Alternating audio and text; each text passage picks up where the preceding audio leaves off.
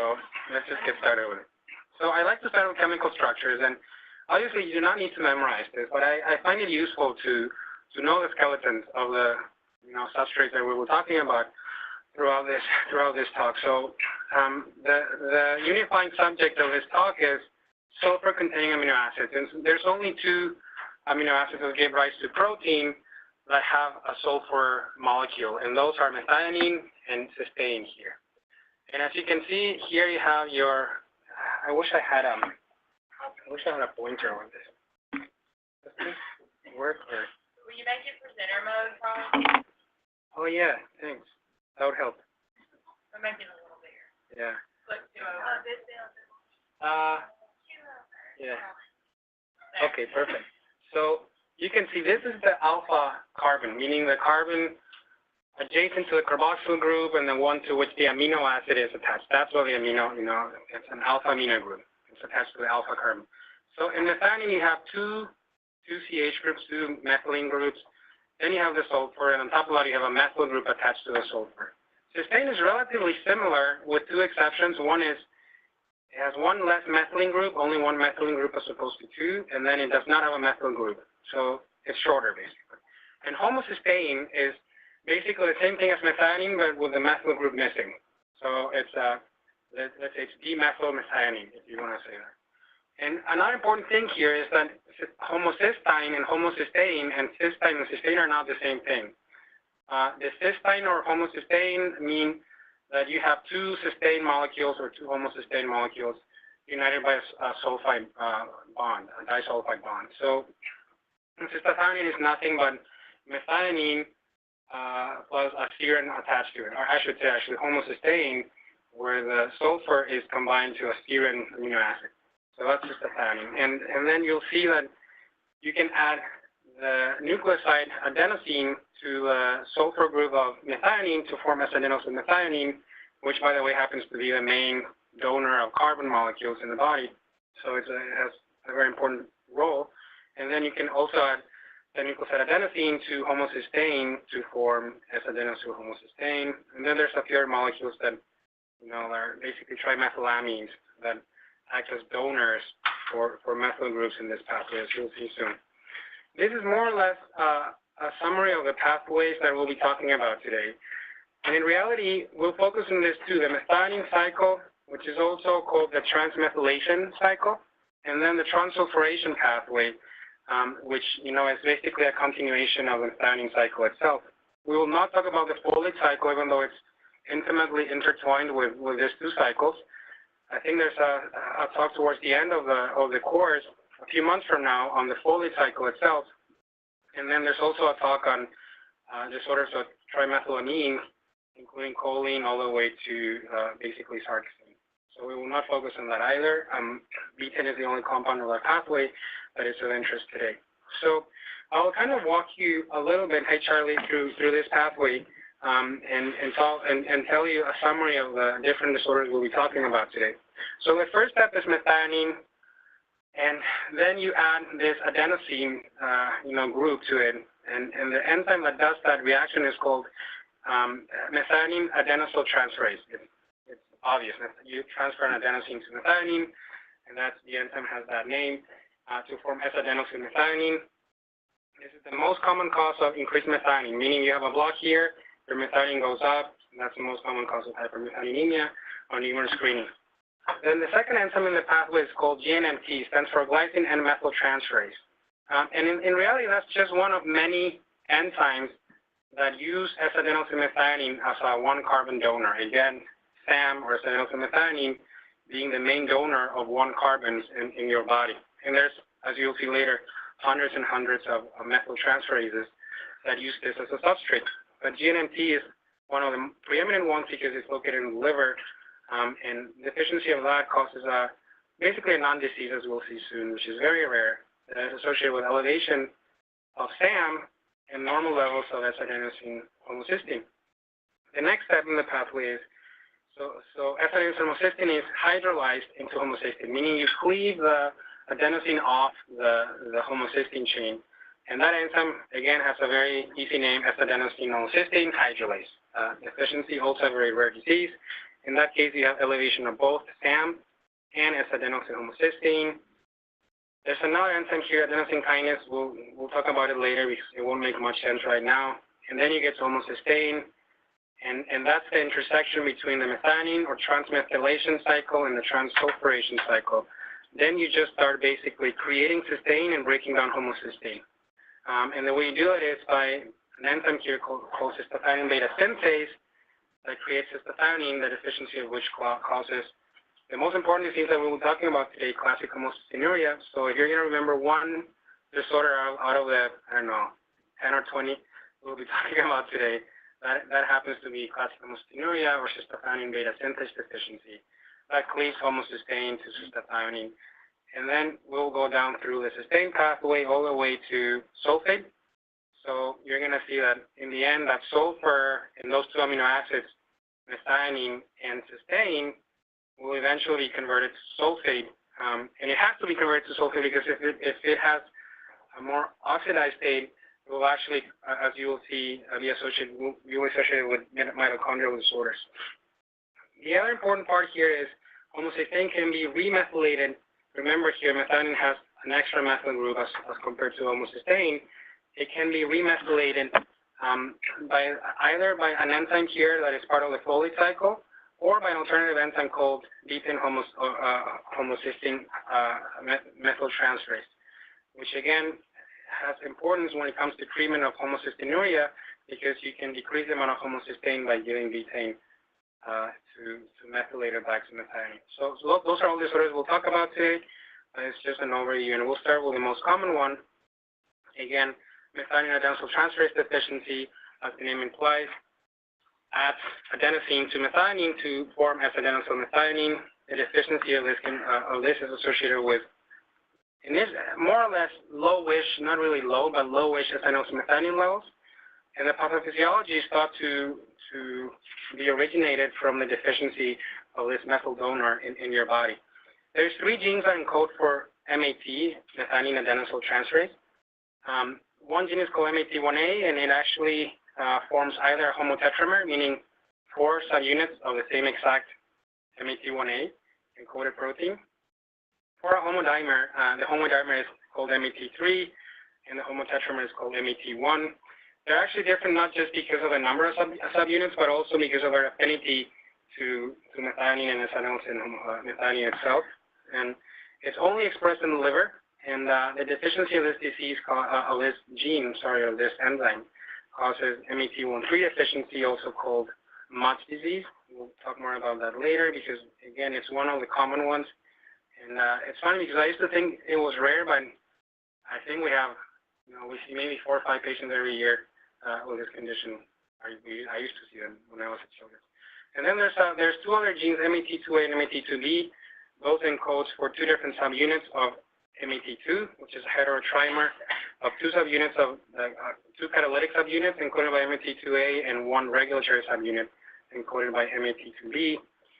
There have been mutations of MAT2A associated with a completely different disorder. It's actually a predisposition to thoracic aneurysms, meaning to enlargement of for the non-clinicians, enlargement of the big vessel that comes out of the heart.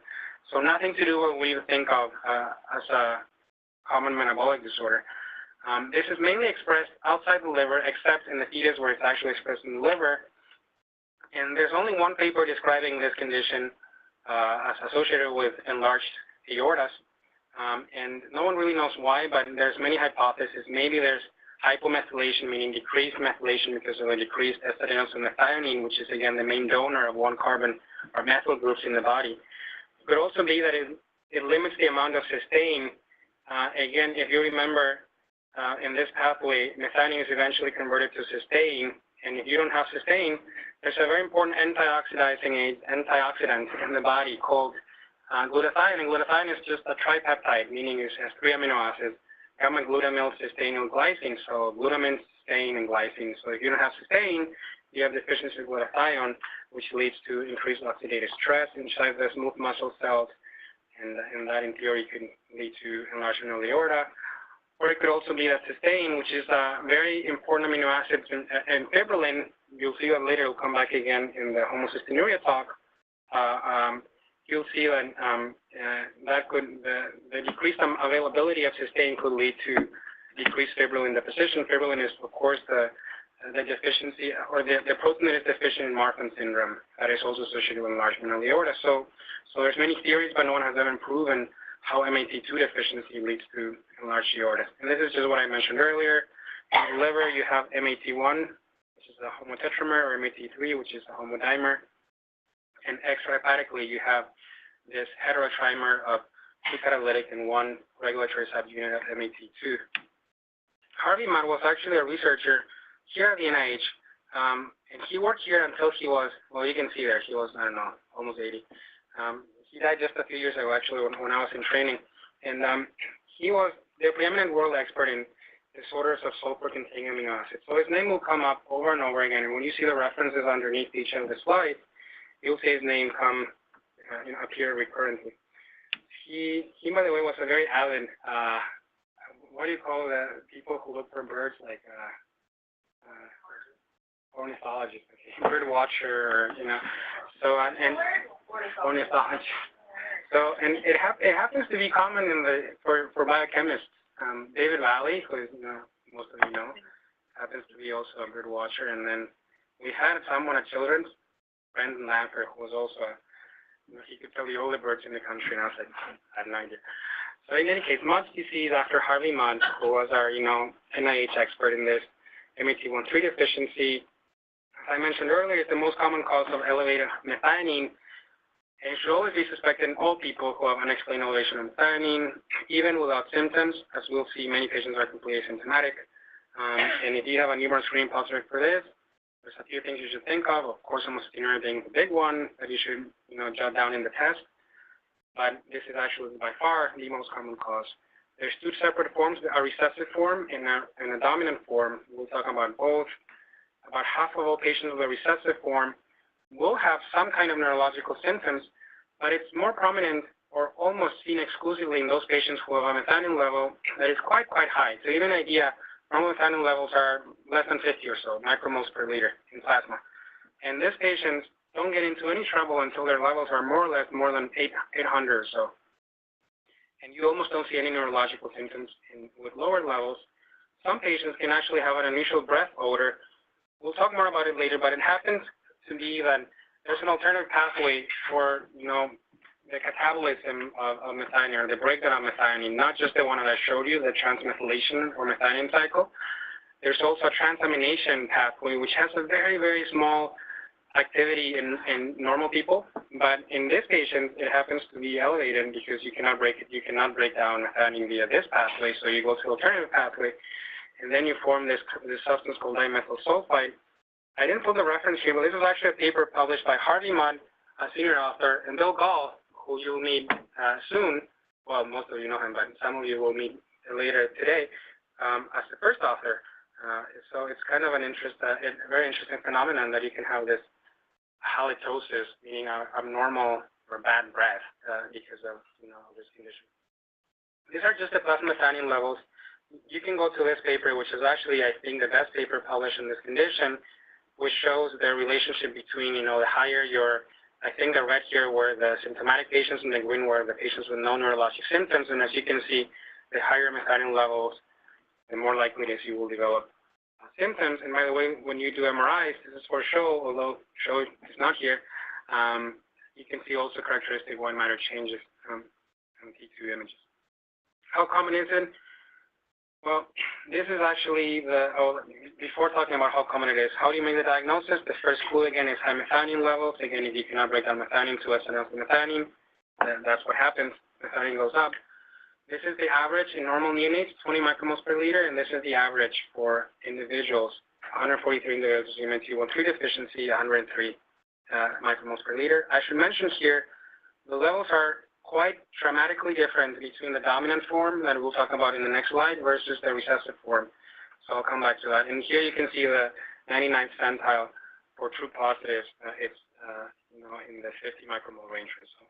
Is that hereditary just in neonates, or is that all people that have it? That was just in neonates. No. And for all people that have it, to give you an idea, for the recessive form, you almost always have more than 200 actually. And for the dominant form, some cases are 206, 203, but the great majority of cases are less than 200.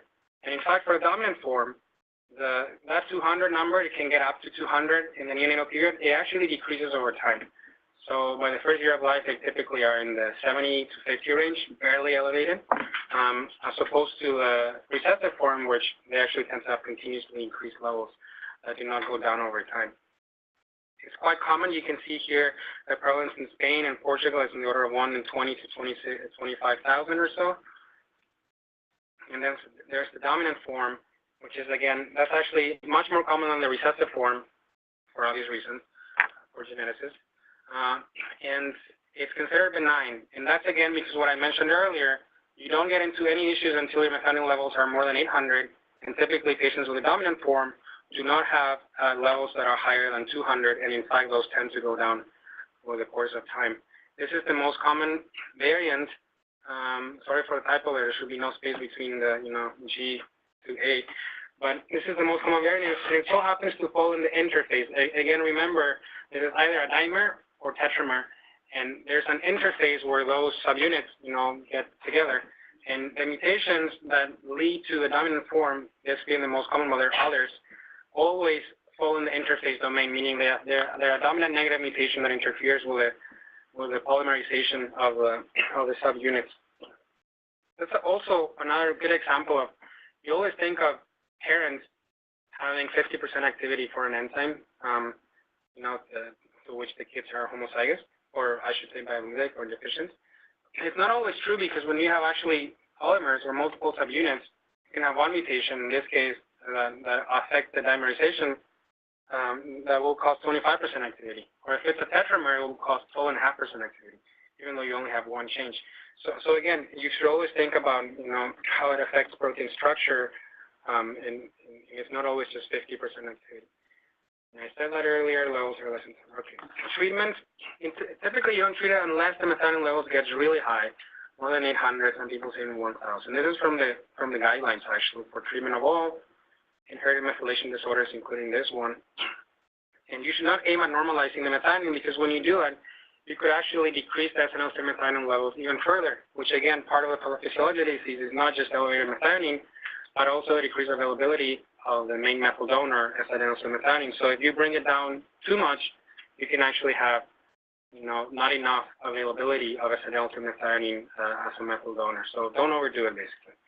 What is it that makes them get this high? Like they don't typically, is it like certain stressors or surgery? No, they live there, or the recessive ones. Take a look at them. What makes it this high is the block here. If you cannot convert this will down, and this. They run into trouble until they get to over 800. Also, the question is why there's so much variability, meaning why some patients are, almost 2,000 and some patients are down here. I don't know. It's a variety of mutations, most likely. Some of them will be truncated mutations. This one actually has really high methionine levels. Most of them have to be treated. Most of them without treatment would be higher than 800 and have problems, or? No, it's quite dependent. I've seen many patients who are, not many, a few patients who are recessive, and they don't live in the, 800 to 1,000 range. But you can see here, there are patients that are, this is what, 2,600, 2,700, extremely high. So again, most likely it depends on the severity of the mutation. So treatment, and you could also, if methionine restriction doesn't do it, you can also supplement S-adenosine methionine.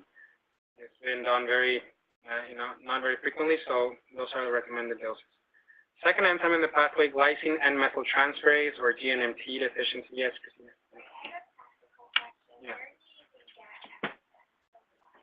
Yeah, that's a good question. I don't remember if Jomar offers it, but it comes up recurrently. For example, in disorders of pure metabolism, there's a few disorders of pure metabolism where you also get SAM.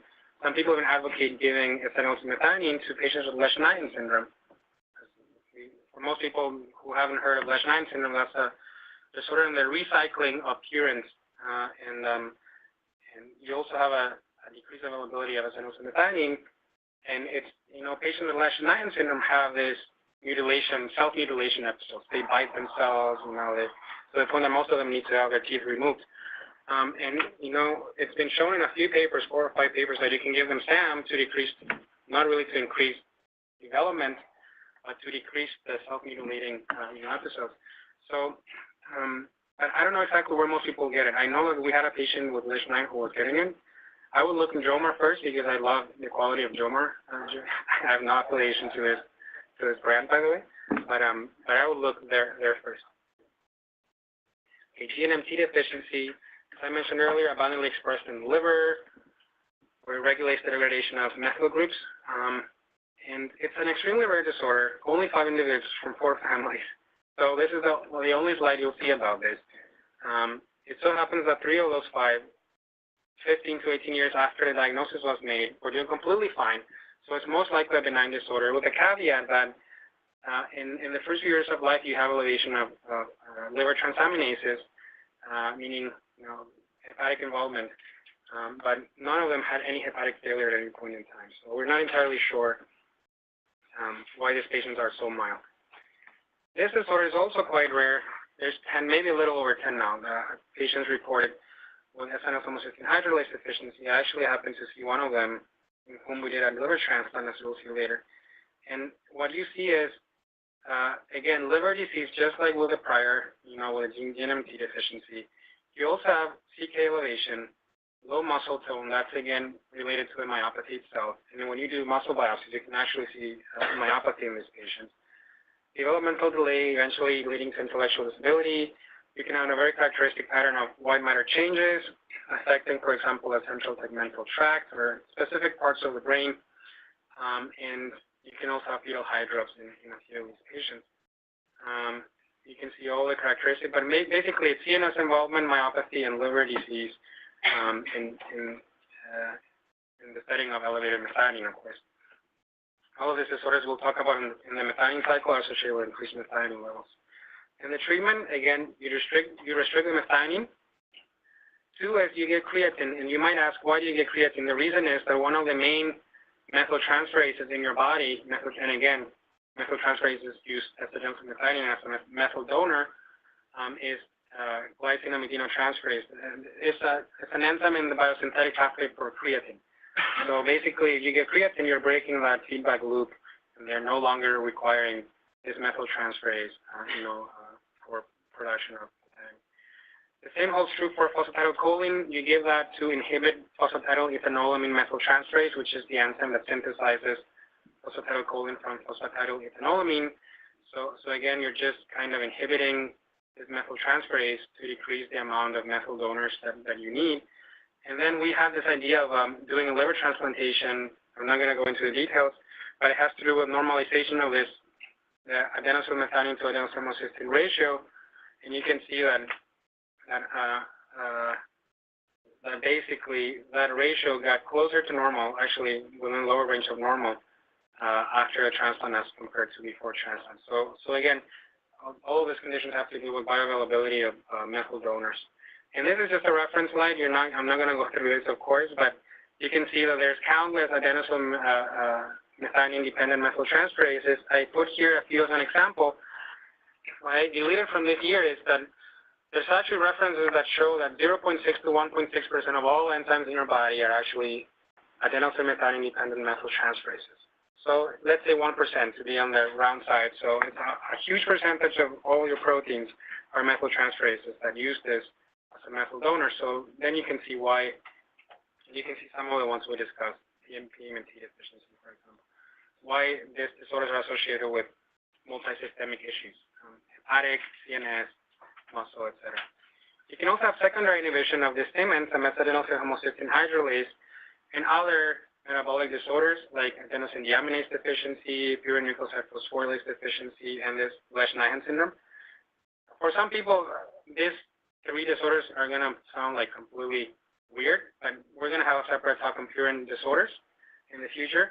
Suffice it to say that all of these conditions accumulate either inosine monophosphate or adenosine monophosphate or adenosine itself, and when that accumulates, it directly inhibits adenosine homocysteine hydrolase.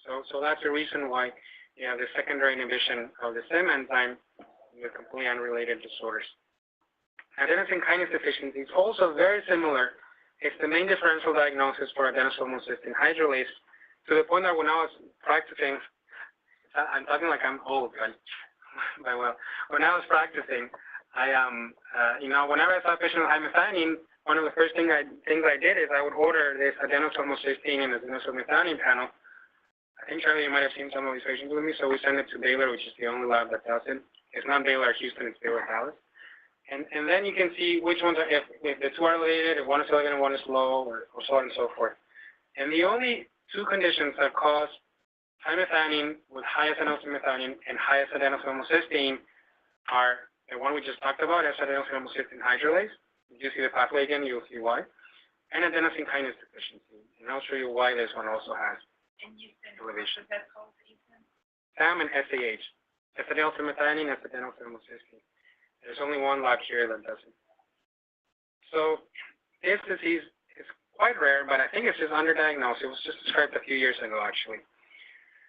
It causes intellectual disability. You're going to see pictures soon, frontal bossing, meaning, protuberant forehead, basically. Again, low muscle tone. Most patients develop seizures at a median age of 2 years, and it may be intractable. You also have liver disease, as in some of the other disorders of the methionine cycle we just talked about. And it can actually lead to severe coagulopathy. And even in those cases that don't develop liver failure, meaning coagulopathy in the setting of liver disease, they do go on to develop fibrosis in a very significant, meaning scarring of the liver in a very significant number of patients. And another prominent feature is not seen in all patients, but in a very significant number of patients, I would say, is hypoglycemia from hyperinsulinism. So you produce high insulin, low blood sugars, this is one of those inborn of metabolism where you have increased insulin leading to decreased blood glucose levels. So this is what the patients look like. You can see the frontal bossing here, or the prominent forehead. These patients do have a macrocephaly, meaning a big head when you measure it objectively. And that's also one of the differences. Remember I said biochemically, adenosine kinase deficiency and adenosine homocysteine deficiency look exactly the same. They do not look exactly the same from a clinical standpoint because adenosine homocysteine hydrolase deficiency tends to have a smaller head. This one has a big head.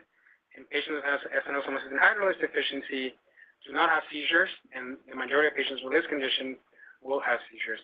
Even though the hepatopathy and muscle issues are similar, you can actually distinguish it on a clinical basis.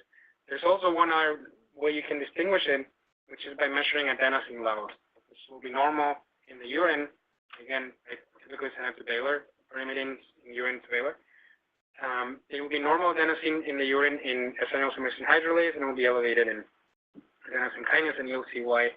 In this slide, again, this is the methionine cycle, MAT, GNMT, adenosine hydrolase, adenosine kinase. So why do patients with adenosine kinase deficient accumulate adenosine homocysteine? Well, that's because this enzyme is bidirectional. And in fact, in the majority of cases, it would normally, the equilibrium would favor the direction towards adenosine homocysteine, not towards homocysteine. But what happens is the reason why it moves in this direction is because adenosine kinase gets rid of the adenosine that you have, and that way you're driving the direction towards homocysteine. But if you don't have adenosine kinase, adenosine accumulates, and then basically you have a block in the same exact step. And again, it has to do with thermodynamics of the reaction and which direction is physiologically favored when you have a deficiency of one enzyme. Treatment, again, similar to the prior one, you restrict methionine, and that tends to lead to improvement of the liver phenotype, so the transaminases can normalize.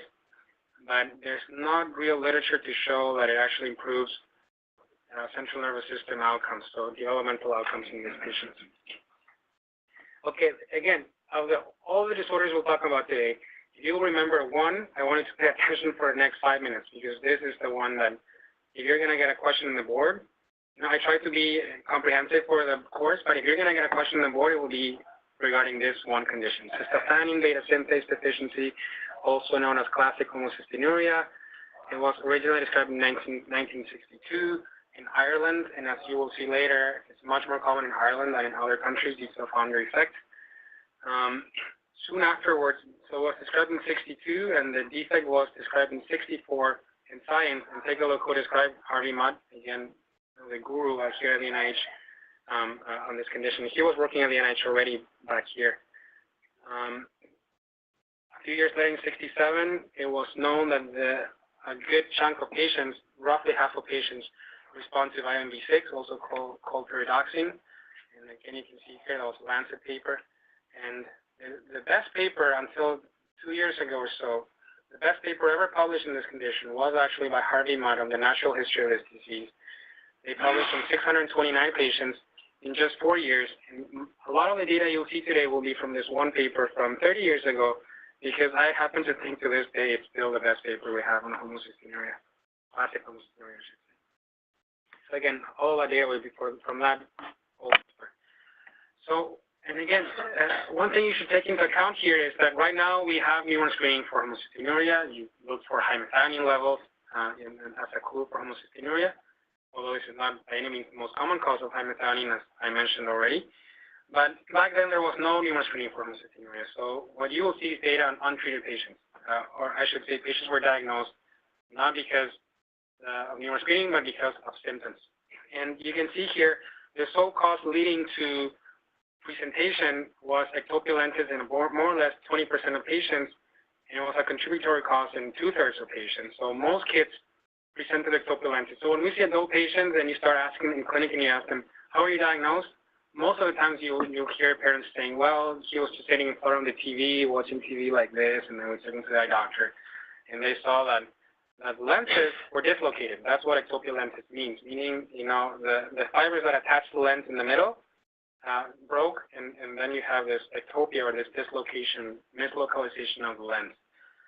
You can also have intellectual disability. You can see here how many of the patients used to have that at presentation. Even thromboembolic, that means clotting. So they clot easily, again, for the non-clinicians. Morphonic characteristic, I'll show you pictures, but that just means that they can be, they're not precisely tall, but they can have pectus carinatum, meaning pigeon chest, and they can also, and by the way, ectopia lentis is also a manifestation of Marfan syndrome. You'll see why in a few slides. And they can also have some of the other bone phenotypes, you know, like arachnodactyly, meaning very long fingers, again, mimicking Marfan syndrome. By the way, in the past, people used to say the ectopia lentis, or the lens, used to move in one direction, infranasal, and one in supero-temporal in the other. That's completely not true. So, you know, don't even look for that in a real patient. Oh, the lens is moving in this direction, so it's more likely to be Marfan versus homocystinuria. Don't even pay attention into that. And some people can have seizures. Actually, psychiatric disorder is quite common, I would say, even though it's very rare presentation, it becomes very common in adolescents and young adults later on. So here's the ectopia lentis. You can see that the lens is not in the middle. It's actually dislocated, in this case, inferiorly. And that's because the fibers, the zonula fibers that attach the lens to the ciliary body, to a specific part of the eye, break down. And you'll see why very soon. And that can lead to occlusion of the, let's say, a canal that drains the aqueous humor. So it basically leads to increased pressure in the eye. And you can see here glaucoma, leading to blindness in the skin because of the ectopia lentis that went unaddressed.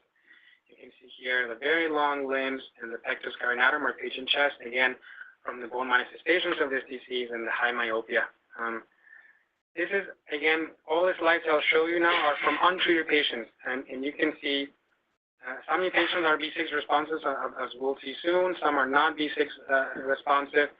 And what you can see here is the percent probability that you have a lens dislocation at a specific age. And you can see here 50% of patients will have lens dislocation if you're B6 non-responsive by more or less, I don't know, 7 years of age or so. So, and it's funny because when you start asking, again, patients in clinic, when did you present? And the patients I remember always told me 7 or 8, and I remember, oh, this is kind of, you know, just like Harvey Mudd said 30 years ago. Then for the this is for the non-B6 responsive, and this is for the B6 responsive. So maybe a little later, but still the majority will have it by 11 years or so. This is the probability of having spinal osteoporosis, meaning low bone mineral density, when you do a spine X-ray. And again, it's very common at an early age. 50% of patients will have it by 12 if you're not responsive to pyridoxine, and 50% will have it by age 20 if you're responsive to pyridoxine. So quite common. This is the percentage of clotting according to age, and again, 50% will have it more or less in the mid-20s or so. Now, intellectual disability, again, this is the cumulative frequency. Let's just say you can see here the precise curve, but it's quite variable all the way from 10, an IQ of 10, which is of course extremely low, to an IQ of 138, which is for sure better than mine. So it's really quite variable. And it tends to be higher in those that respond to B6 because they tend to have milder mutations versus those that do not respond to pyridoxine for again, the severity of the phenotype. So what's the pathophysiology of some of these changes that I've been telling you, meaning the Marfan node changes, the bone changes, and the lens dislocation? The main thing here is that fibrillin, and again, fibrillin is the protein, a structural protein that when deficient leads to Marfan syndrome, and many of you know that.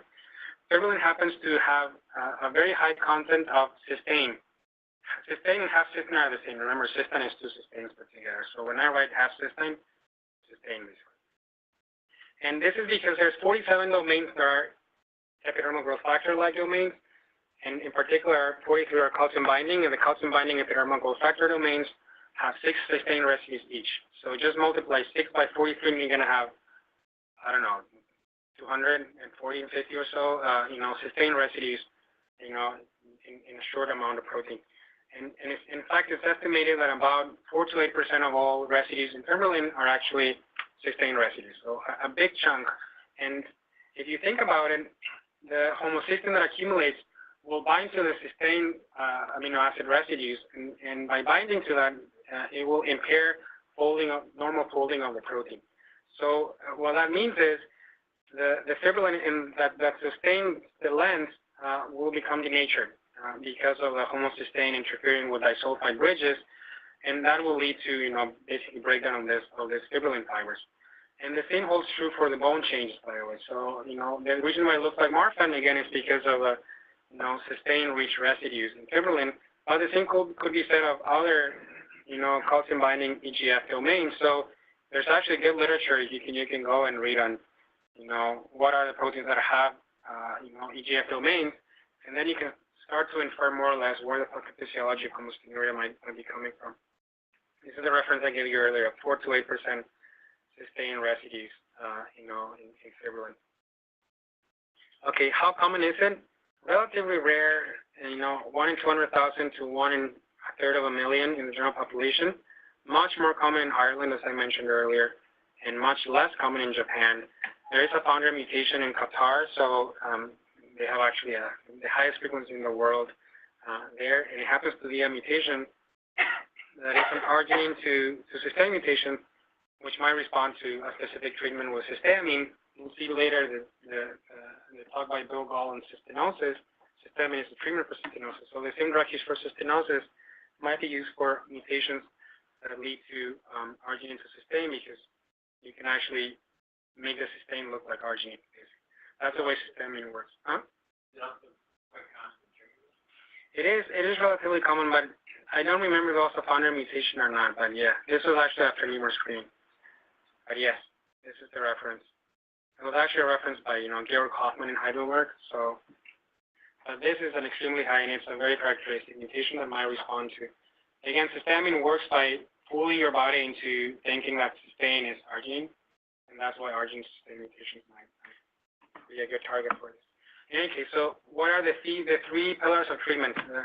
So there's three. One is you restrict the amount of methionine, because again, if you have less methionine, you're going to produce less homocysteine, and all the symptoms derive from accumulation of homocysteine. Two is you give them vitamin B6, because that is a chaperone for cystathionine beta synthase. So you give them the cofactor for the deficient enzyme with the hope that it will improve the folding of the enzyme and increase its activity. And three is you give them betaine, because as I mentioned earlier, there's two ways you can remethylate homocysteine back to methionine. One is through a folate cycle, and the second one is through betaine homocysteine methyltransferase. So again, those are the three ways you treat patients: decrease methionine, B6, and betaine. And we can talk later if you want about dosages and stuff like that. The goal of treatment is, in those who respond to B6, you aim at 50 micromoles per liter or less, and in those who do not respond to B6, you aim at 100 micromoles per liter or less of homocysteine. And if you want to, to get more information, go to this reference. That are the guidelines for the diagnosis and management of patients with homocystinuria. How do you assess? I mentioned earlier about half of all patients will respond to pyridoxine or vitamin B6. And you should always be careful that when you do the test that I'll show you soon for responsiveness or unresponsiveness to B6, you should make sure that the folate levels, meaning measure folate levels in patients, because if they're low, you're not going to remethylate.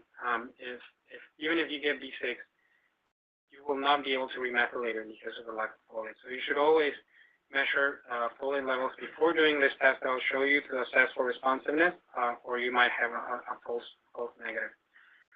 So again, this is how you do the test. You basically have at least 2 baseline samples that are similar in values for your homocysteine.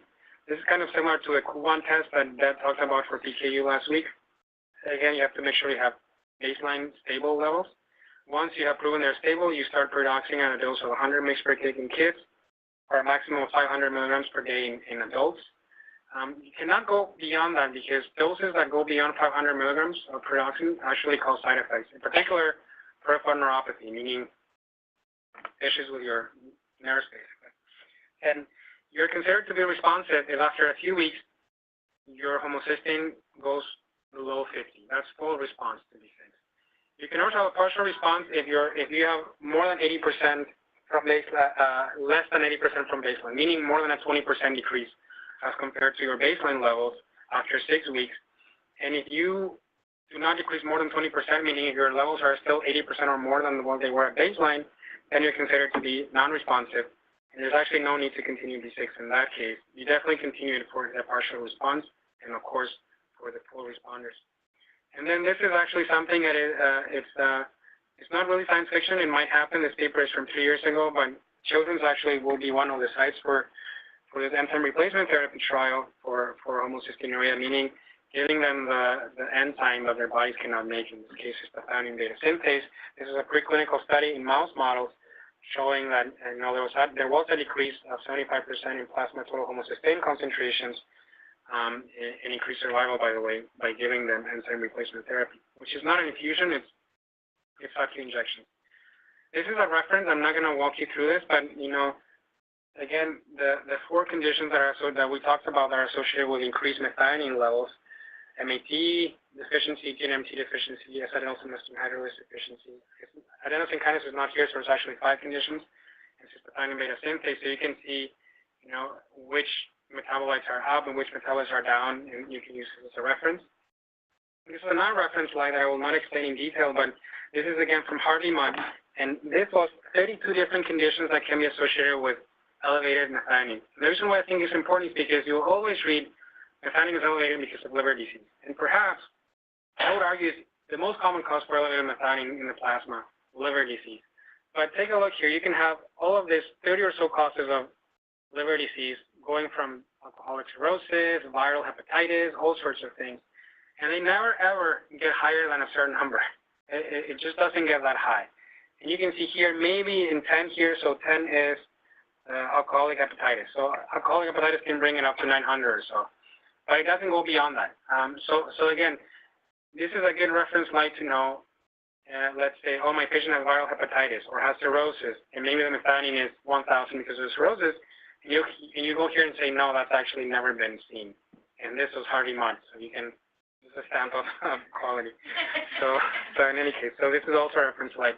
For that, you'll see here that this patient actually happened to have mitochondrial depletion syndrome, which is a well-known cause of liver disease. And as I'll show you in the next slide, that's also a cause of increased methionine. I should mention to the 5 genetic conditions that we just talked about that cause elevated methionine levels in plasma, you should also add diet. This is actually a paper showing that there were some formulas that had a very high content of methionine. Actually, the authors of this paper went on to contact the pharmaceutical, these companies to remove these products from the market. And then mitochondrial depletion syndromes, in particular, deoxyribonucleic kinase deficiency, and I think MPV17 deficiency, which is another mitochondrial depletion syndrome, can cause elevation of methionine and also elevation of S-adenosylmethionine, because in that case, the transporter of S-adenosine into the mitochondria is impaired. And there's actually mutations that can also lead to the same phenomenon. Suffice it to say, you have a secondary inhibition of the transport of S-adenosine into the mitochondria, leading to accumulation in the cytoplasm, which eventually will leak out into the plasma. This is, again, I'm not going to walk you through this algorithm, but again, these are all the causes for high methionine. I mentioned liver disease. When it's really high, it's going to be cystathionine beta synthase. When it's less than 60, you have to assess your S-adenosine methionine, S-adenosine homocysteine. And again, if both of them are high, it's either adenosine kinase or S-adenosine homocysteine hydrolase deficiency. If it's not that high, it's going to be either GNMT or mitochondrial depletion. And if it's low normal, it's going to be MAT deficient. So again, algorithm for when you see a patient, you start thinking of, where in the pathway you are. I'll go a little faster now for the transsulfuration pathway. And there's a few slides in the middle for the alternative pathway I mentioned earlier. The transmethylation or methionine cycle is the, what we just talked about. We also talked about the first step in the transsulfuration pathway, which is cystathionine beta synthase. And there's an alternative pathway which has very low activity in normal humans. It's called the transamination pathway. You might have never heard of this metabolite. I actually have never seen a patient with any of these conditions. But this methyl, remember I mentioned earlier, in MAT deficiency, you can have halitosis. If you have a block here, you're going to actually be diverted to the transamination pathway, which will lead to hydrogen sulfide in your breath. And this is another slide for the same thing. And this was a disorder just described last year, where you have a deficiency and the breakdown of methyl. And when you have that, you're going to convert it to sulfones, which actually cause halitosis. This is basically methyl oxidase deficiency causing bad breath, which is really a non-disease, but for the people who are affected, I guess, it's a very real condition. Cystathionine gamma lyase deficiency. It's a non-disease, so I only have one slide for this. That is basically a block right here, the breakdown of cystathionine, so it's also called cystathionuria because you have a block here, you excrete a lot of cystathionine in the urine, cystathionine. But they can have, you can also have non-genetic causes for cystathionuria, and this is one that Bill Gall used to log. I think he used to put in every single test he used to have. You can have neuroblastomas, meaning nerve tumors, and since the nerve cells actually have a high expression of cystathionine beta synthase by low expression of cystathioninase, then you have this increased levels of cystathionine in the urine. But there's other causes as well, as you can see here. So transsulfuration pathway, we talked about the first enzyme in the transsulfuration pathway, cystathionine beta synthase, that converts homocysteine to cystathionine. Then we just talked about the second enzyme, cystathionine gamma lyase, that causes cystathionuria.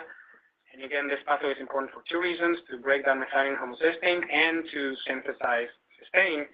And now we're switching paths to the metabolic phase of cysteine, meaning we talked about the methionine cycle, or transmethylation pathway, and we talked about the transsulfuration pathway. Now we'll talk about the third part of this talk, the last part actually, which is on the metabolic phase of cysteine.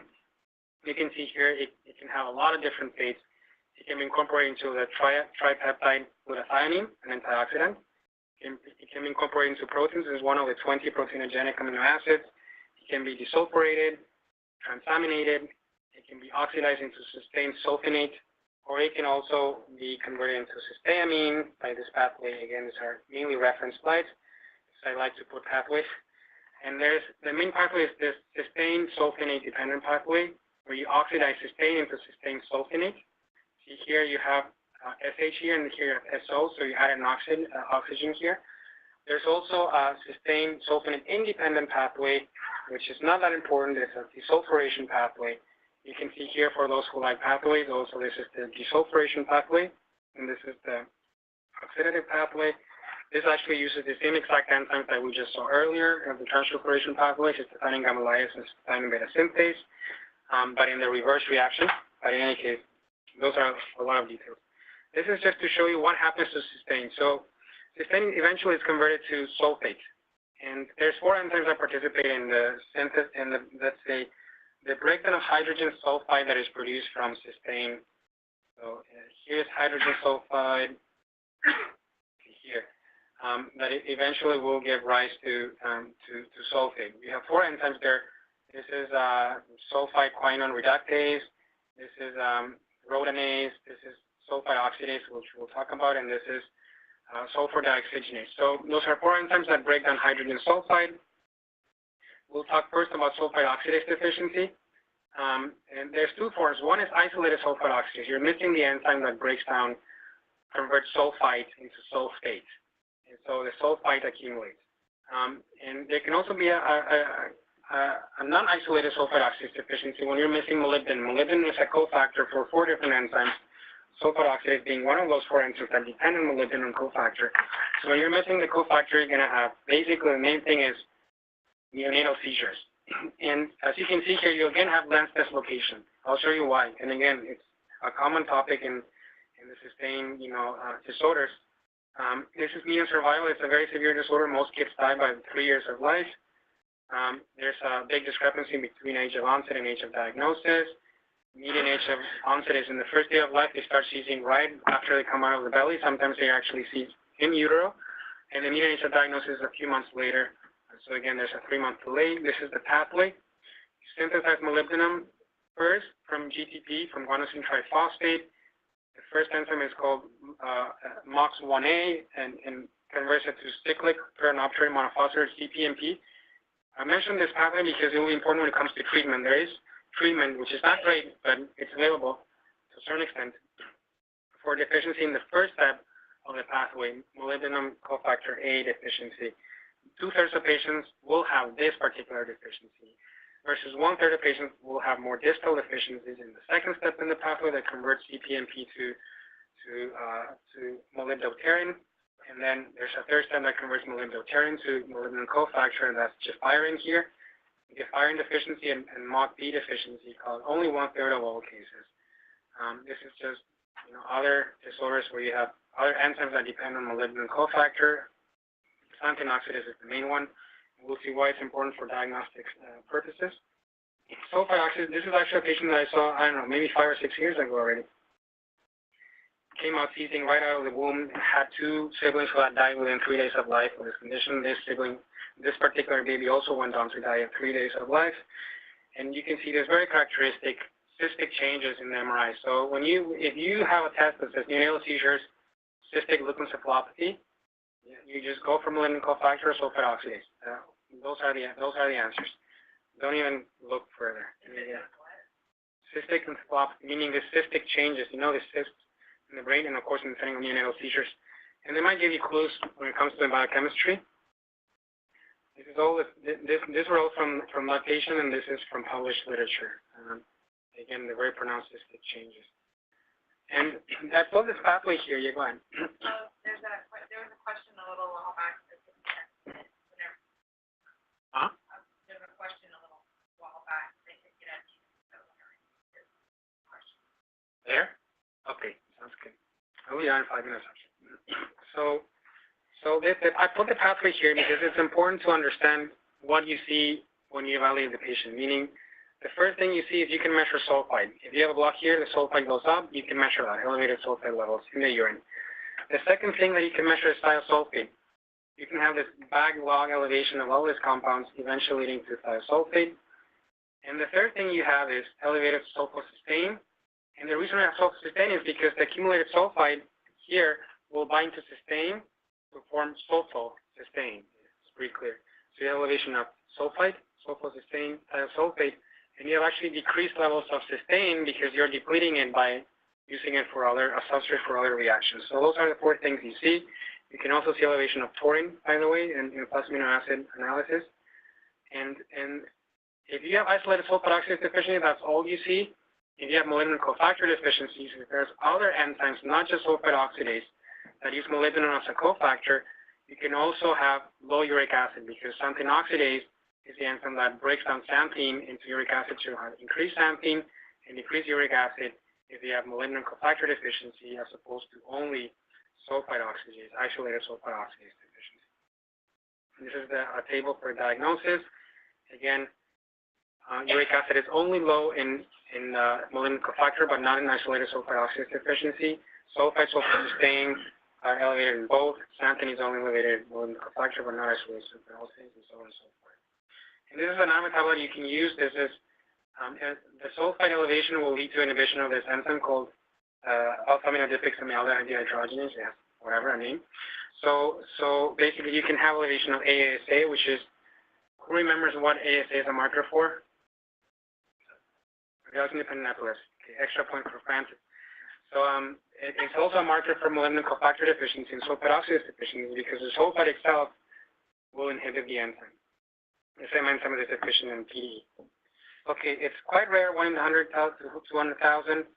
About 2/3 of patients will have the type A, meaning the inability to synthesize PMP. So those patients might respond to infusions of CPMP. What I say it's might is because, yeah, you actually see decrease in the amount of seizures. You see decrease in all this metabolite. S-sulfosystine goes down if you treat them. Xanthine goes down. Uric acid goes up. So all the things you want to see. But as I mentioned earlier, these kids are born with seizures already. And the case I showed you earlier, we went back to the prenatal ultrasound, and it was profoundly, there's actually a prenatal MRI, and it's profoundly abnormal. So it's a little late if you start treating even, within 2 or 3 days of life. The damage has been done in a way. So it's one of those disorders that you can say there is treatment, there's literature published in it, but first of all, it's not easily available. You have to contact the guy, Gunther Schwartz in Europe. And second, it's a little bit too late to start treatment when you have already CNS changes in utero. If you see it in utero, can you treat it? What do you see wrong with that? Well, in fetal MRI, you can see, you're right, it was a fetal MRI that you could see, What caused you to do that? Well, because there was atrophy, cerebral atrophy. Okay. Yeah. So And again, this MRI that I showed you was at 1 day of life in my patient. So you can see all the cystic changes, I don't remember how early, if this is the patient that I mentioned, there were changes in utero. I don't remember how early, if you're asking me, how many weeks gestation. so if I'm doing ultrasound. But you don't think you would see that something like this? Ultrasound, that I would see, but if it's yeah. always going to be that expensive. But if the cerebellum looks weird, then I would send it for an MRI. I have to think about reasons why I'd be like, okay, I would send it for an MRI. Yeah. But if the cerebellum looks weird enough. And can you give it, like you said, no, it's never been given to in utero as far as I know. There's other conditions when you have like serum biosynthetic disorders. You can have prominent CNS changes, and you can treat in utero. There's literature published on them, but this one has never been given in utero.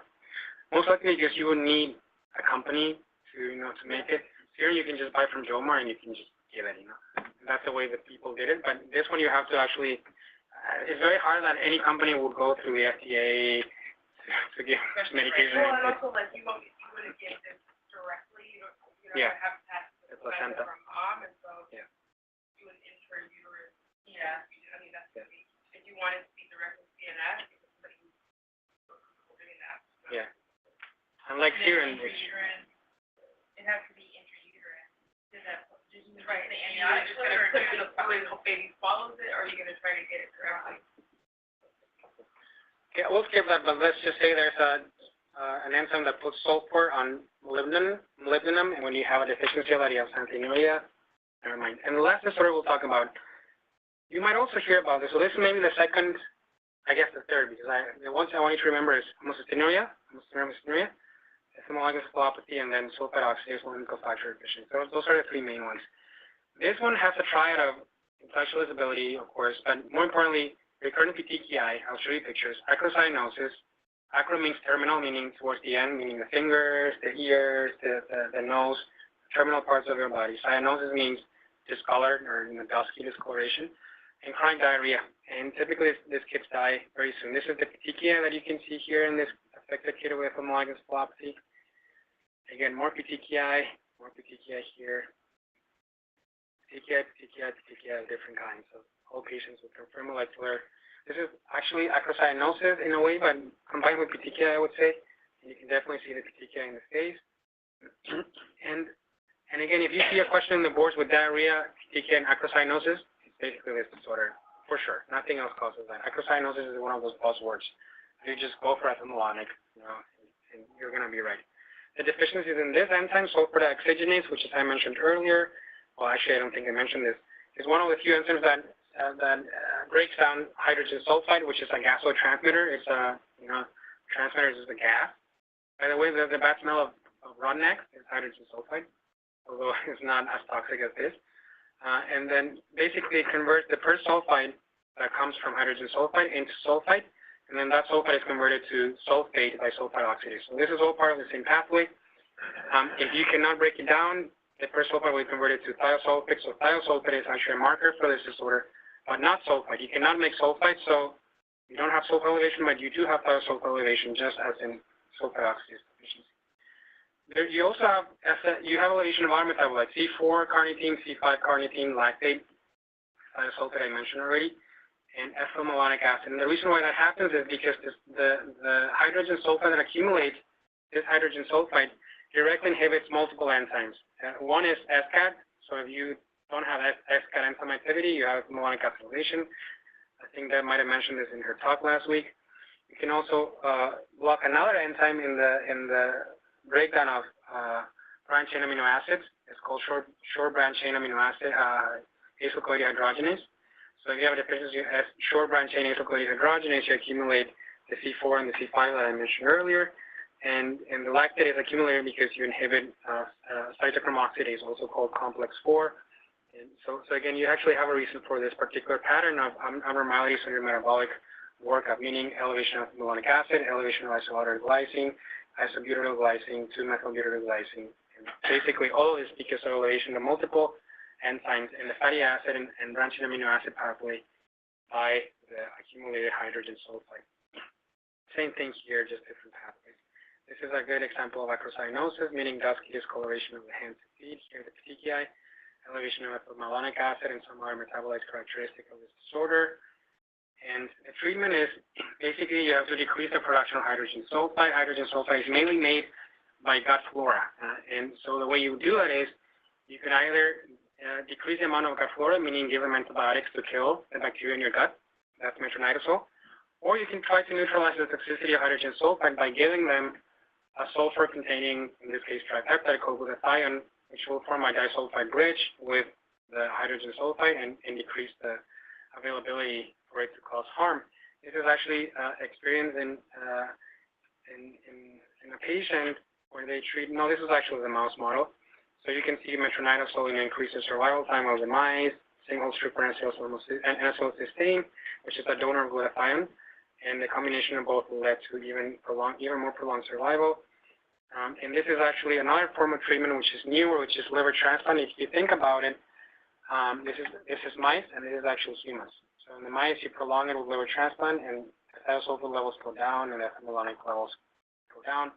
If you think about it, if it's made in the gut mainly, and whatever is absorbed through the gut has to go through the liver as first pass, if you give them a new liver, the new liver, which will have this enzyme, the sulfur dioxygenase, won't be deficient, won't be able to get rid of the hydrogen sulfur produced in the gut, and that's the rationale behind this treatment. There's a good mouse model, and then there was this one patient.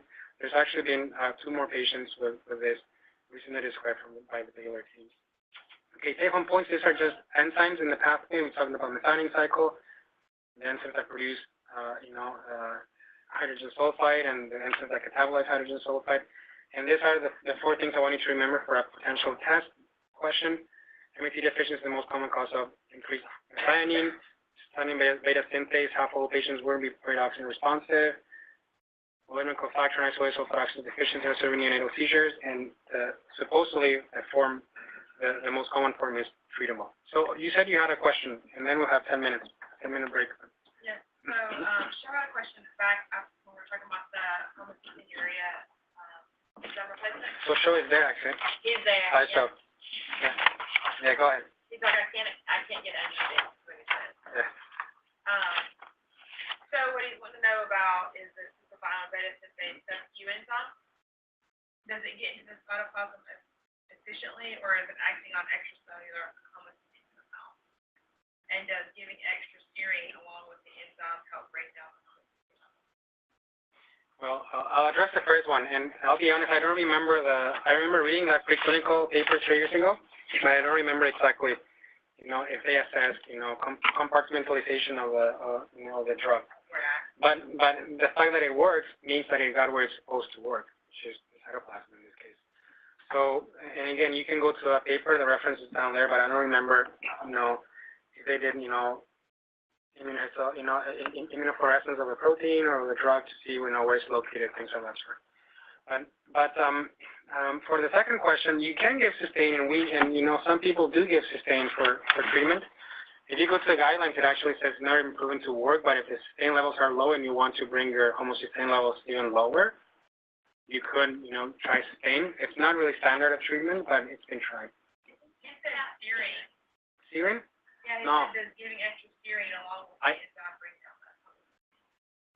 No, I'm sorry, I heard Sustain. No. Probably lactic. Yeah. No, I don't see why. I see your point that serine is a substrate for cystathionine synthesis, meaning homocysteine plus serine forms cystathionine, but no, I don't think anyone has ever tried it. Okay, so serine does gives the one carbon for folate.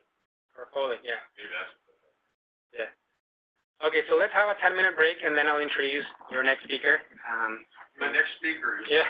is Elmer Fudd. You know Elmer Fudd from Yeah. oh, forget Thanks so much for being here.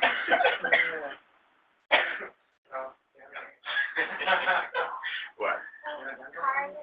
Yeah, I get just a clean no. You're like a No. But I have a 2.25 hour appointment, a 1.5 hour appointment, a 30-minute appointment because the permanent agreement must be weird. Actually, my older son.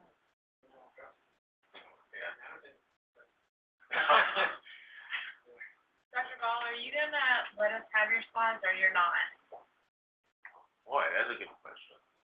I thought they might be secret, you know, only exclusive.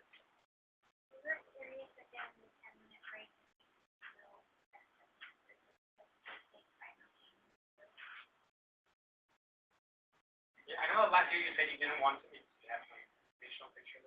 Well, there may be, for some of the talks they get, they're patient pictures that, 30 years ago, it was Things were different. from today. But on the other hand, many of those patients aren't too bad. It's terrible. There's this rule that, you know, pre-2004, you don't really need HIPAA. Is that right? Yeah, I remember. Because there wasn't a thing, really.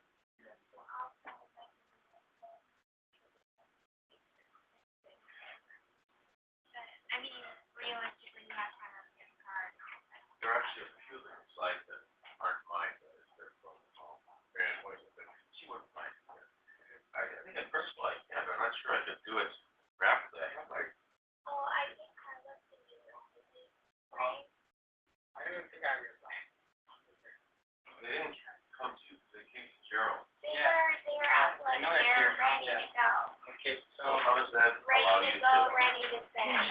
so, Yeah, just okay, email them. are you okay, Bill, if I send Yes, them? you can. Okay. Yes, Thank you so much. Thank you.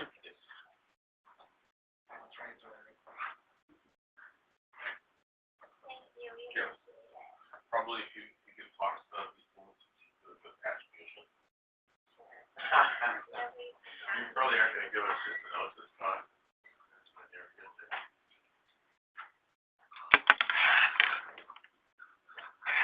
What?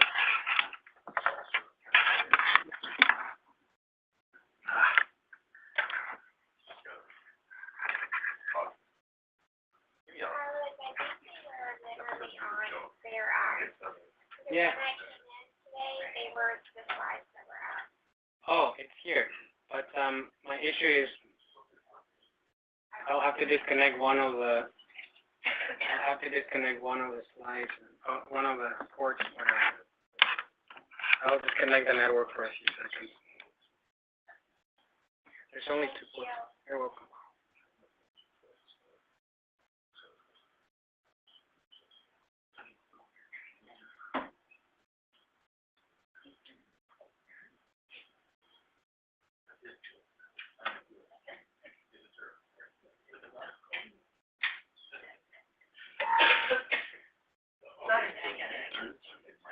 So where they get it, and then just start.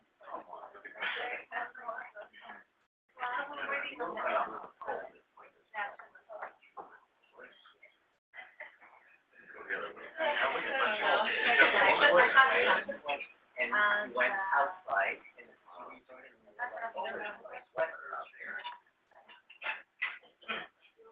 Terrible.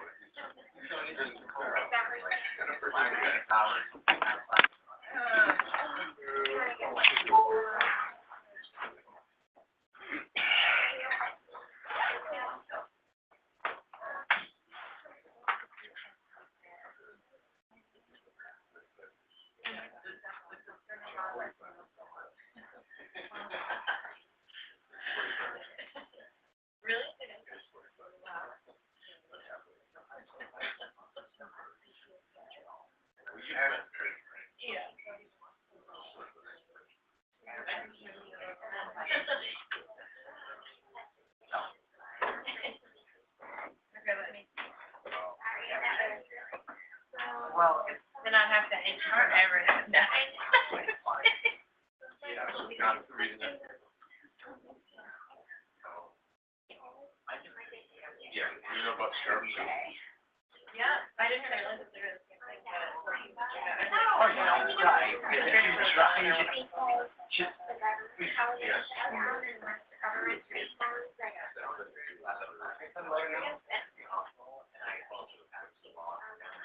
So you're going to read. I really don't.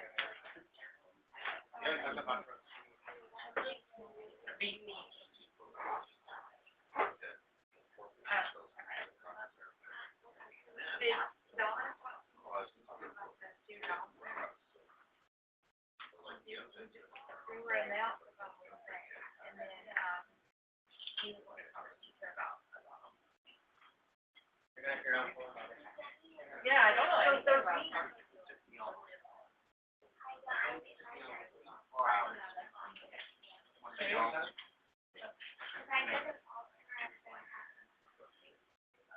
Say what? Oh, it has to, my thing has to come No, up. that's mine. That was mine, but I removed it. This is your. Looks nice. Oh, and, I can do it on here, right? Just. Yeah, and then the only thing will be the microphones are here, so if you can't really walk around because otherwise the people there won't hear you. I can stay here. And then you can point with this or with a stick, I guess. And at 8, the whole thing goes down. Seriously? Yeah, like this goes off, like everything. Oh, horse shit. No, really. This is not actually.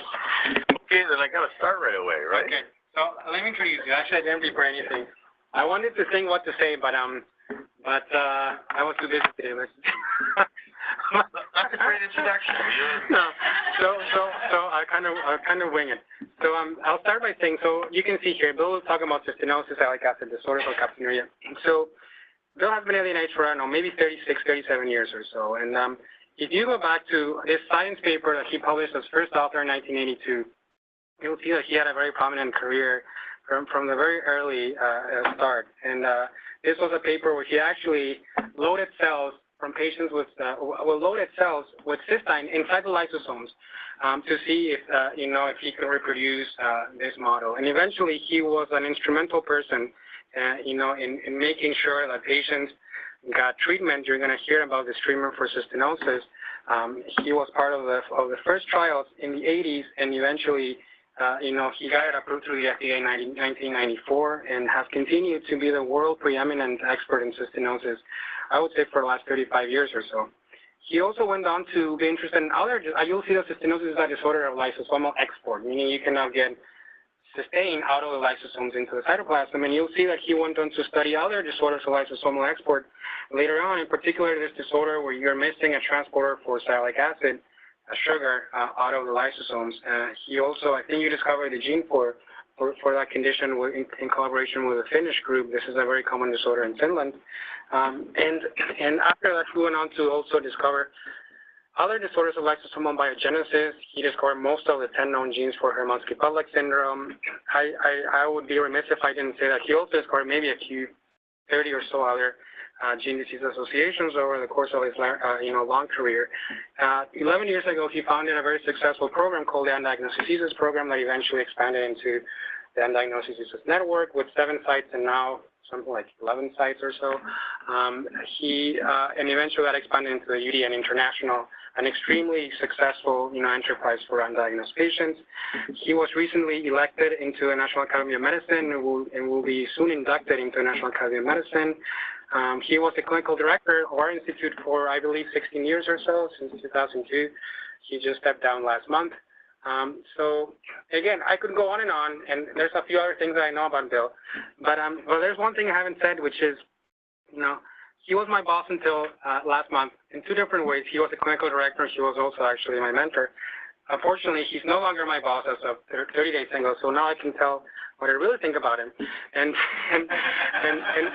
what I will say is that when I think about Bill, of course I think about some of the things that I just described, but there was one thing that he said to me many years ago, and he thinks that I never listen, but I sometimes do. And he said that what gave him the most, let's say, pride in his life is not so much all the discoveries that he made, which are a lot, but actually the fact that he trained so many people, and that he was able, you know, to, in a way, share his love for biochemistry and for genetics in general, and actually happened to be one of those people who benefited from his mentorship, and so that's always something that I always aspire to. One day when I'm old, not old, but a little older, I want to be able to say something like that. So in any case, so again, you know, my mentor, my friend, and he's actually the creator of this course, and someone I consider like my second father almost. So Bill, take it over. Yeah, I'll stop there. Actually, it's true. I trained 42 board-certified biochemical geneticists, and maybe more than anybody else. Anyway, so we're going to talk about these things today, cystinosis. So it's a recessive disease, and in the 60s and 50s, when lysosomal storage diseases were discovered, they were all enzyme defects with the accumulation of macromolecules, because the enzymes weren't there to break them down. This is the first lysosomal storage disorder of transport of a small molecule. That small molecule, the disulfide amino acid cysteine. So it's rare, and it's the transport defect. And the treatment is to take care of the renal losses through Fanconi syndrome and replace them, and then the cysteamine for the cysteine depletion. And this is the experiment that Carlos referred to. What we did was we used cysteine dimethyl ester, because it turns out that the amidases that are really hydrolases inside the lysosome will clip the methyl ester off from cysteine dimethyl ester and leave you with cysteine. And that clipping occurs so fast, and much faster than the export, that you can load normal lysosomes with cysteine, so that now you have the same amount of cysteine within a normal lysosome as you have within the cystinotic lysosome. Otherwise, how could you ever measure the relative transport rates out? So anyway, we needed that trick, and now what we have on the abscissa is nanomoles of half cysteine. It was a convention to measure half cysteine because they always clip the cysteine and measure the free thiol. Anyway, nanomoles of half cysteine per unit of hexosaminidase, because lysosomes have about the same amount of hexosaminidase in them, whereas some of the other lysosomal enzymes differ from one cell type to another. In any event, that's the abscissa, and then the ordinate is an initial velocity, and the initial velocity is picomoles of half cysteine per unit of hexosaminidase per minute. And you know that Michaelis-Menten kinetics is not V versus S. It's initial velocity versus a substrate. So that's what this is, Michaelis-Menten curve. And the fact that the normal levels off means there's saturation kinetics. You cannot have saturation kinetics in diffusion. So this proves that there's a carrier, the fact that it levels off in this fashion. And then down at the bottom of those X's are cystinotic. There's no transport out of the lysosomes. And then halfway through, the heterozygotes have half as many, so they have half the they have the maximal velocity there, levels off at half. That's basically Michaelis-Menten kinetics. So the Vmax gives you the number of carriers that you have, and the Km, which is not altered in this case, gives you the affinity of the transporter for the cysteine. Okay, so that's proof that there's a carrier, and it's defective in cystinosis. These are the crystals in the bone marrow. They're hexagonal and rectangular, and sometimes cuboidal. They're different shapes, though. In the liver and the kidney, you see, and the cornea. In the cornea, they're like shards, and you can see that on the slit lamp there. And this is a really neat picture, because this is the placenta, and you know, placenta is partly maternal, partly fetal, and on the left is the H&E, and here is the under cross-polarizing light, and of course the mother is producing her portion of the placenta. She's got cystinosis. She's got the crystals. The fetal part doesn't have it. That was good enough to be published. Yeah, but what? How am I going to get through this with all your questions? My crystals, when you see those photographs like that, are they still inside of the cell? Is that an intact cell, or do they end up breaking? This is a picture of the crystals on electron microscopy, and you can see that they're inside the lysosomes. They're actually pushing out the membrane of the lysosomes. And here in the scanning EM of a Kupfer cell, you can see they're sort of disgorging the cells. They're pushing out these lysosomes. So yes, they're inside lysosomes. They may not be inside lysosomes in every tissue, because if there's some tissue breakdown, there can be some that are still sitting there. But virtually always they're inside the lysosomes. So there's a gene called CTNS.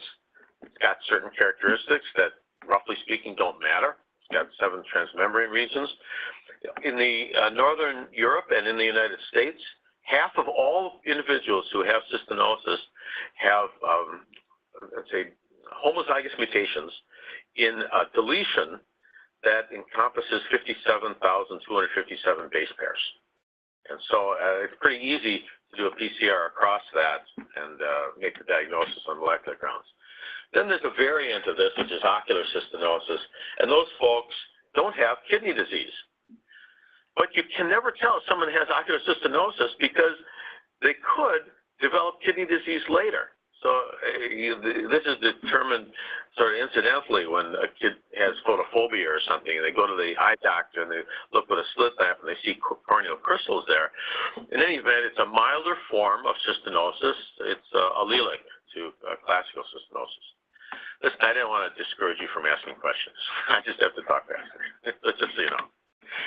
Okay, so here's nephropathic cystinosis, infantile cystinosis, the classic type. And like, as for a lot of lysosomal storage diseases, they're normal at birth, and the normal height, weight, everything. Although they do have renal tubular damage then. It's just that you can't see it quite until maybe 6 months later. And then you can see they're peeing a lot, dehydration, acidosis, etc. They're losing their small molecules because the tubules aren't reabsorbing them. And between 6 and 9 months, they fall off their growth curves. Then they get photophobia later because the crystals accumulate within the cornea.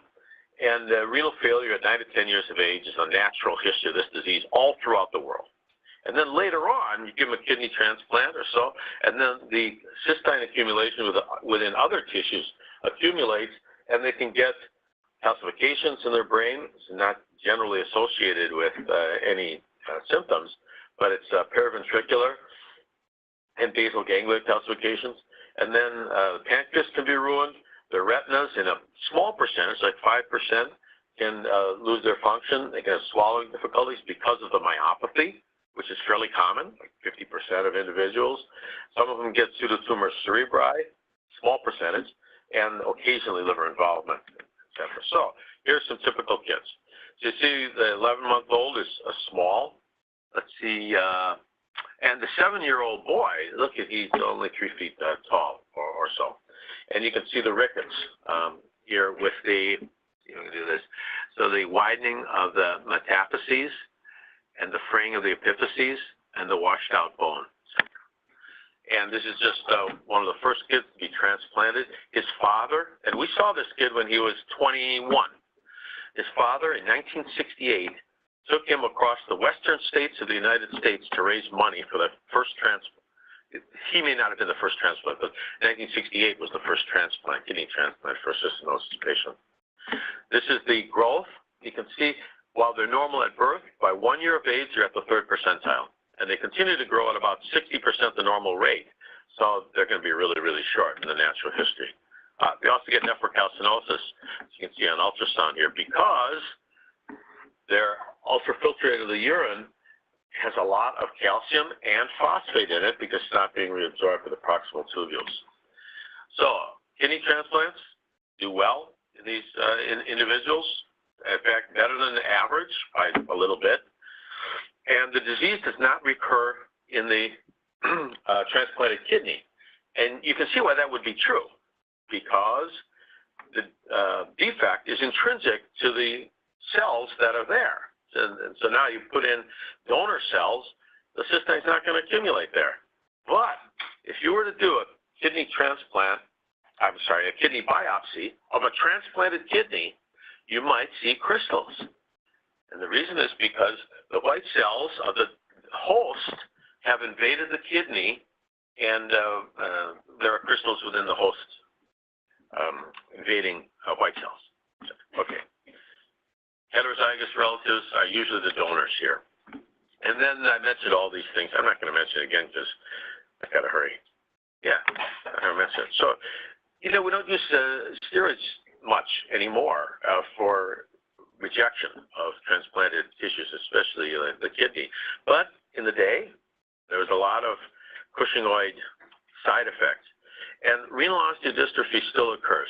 So that person's feet are malformed that way, or the knees are malformed that way because of the renal osteodystrophy surrounding the abnormal calcium and phosphorus balance around the uremic times. So the vacuolar myopathy, basically related to the amount of cystine that's stored inside the muscles. And again, that's pretty much it. Occurs in patients who did not receive sustainment therapy. So if you start sustainment therapy early in life, and incidentally, the typical diagnosis, average diagnosis, is at age around 14 months in the United States. 18 months in Europe, I understand, but whatever. If you start sustaining early, you can avoid many, many of these complications, and I'll show you evidence of that. This is the first individual that we discovered that had myopathy due to cystinosis. I still remember there was a report out of Mayo Clinic. What is that? Stickler syndrome. So Gunnar Stickler was the chairman of the Department of Pediatrics at the Mayo Clinic when I was a boy. But that, when I was a resident, and he was a friend of the chair at Wisconsin. And when I get to the NIH, I looked up a paper, and it turns out that they had someone who had muscle disease along with cystine accumulation. And the article said it was a new disease. And I looked at the value of cystine. The cystine was a cystinotic value. They claimed it wasn't cystinosis. So I wrote him a letter, and he said, basically, you're full of shit. He just ignored it. So I saw this guy a couple of years later or so, and basically wrote it up in the New England Journal of Medicine. But you can see he's got wasting in his face, and is wasting in the interosseous muscles, also thenar and hypothenar eminence, and his tongue is wasted. He's got cystinosis myopathy. And you can see the ring fibers there. That means the fibers are being destroyed. And you can see the accumulation of aggregates there. That's the muscle fiber dying. The cells are dying there. That's what that is. And here you can see the crystals in between these fibers. And these fibers have a natural birefringence. So this is normal, but these crystals are not normal. And you see the crystals here as well. And here you see the EM, once again, inside the paramecial cells. And here's a scanning EM showing the crystals. Swallowing difficulty is associated with that because the swallowing mechanism uses our muscles. And so the way that the muscle myopathy occurs is starts in the hands and also in the feet, but mainly in the hands, comes up here and then it goes here, and can affect breathing. So aspiration is a problem. The liver disease is nodular regenerating hyperplasia. Only been about 2 or 3 patients ever reported with that. We reported them. Cerebral atrophy occurs in these individuals, not associated with cognitive impairment per se. So there's no direct correlation. These are the calcifications. And this is the pseudotumor cerebri with indistinct borders of the optic hub. And here is actually a crystal here and here. Oh, these are all crystals in the retina. Really unusual, but can occur. Now, the changes in the retinal pigment epithelium here occur very early. It was actually reported in one of the postmortems of an infant who died of something else but had cystinosis. So it's very early for that. And then the visual acuity here, you can see that here's someone who has no light perception only, count fingers, but most of them have reasonable acuity.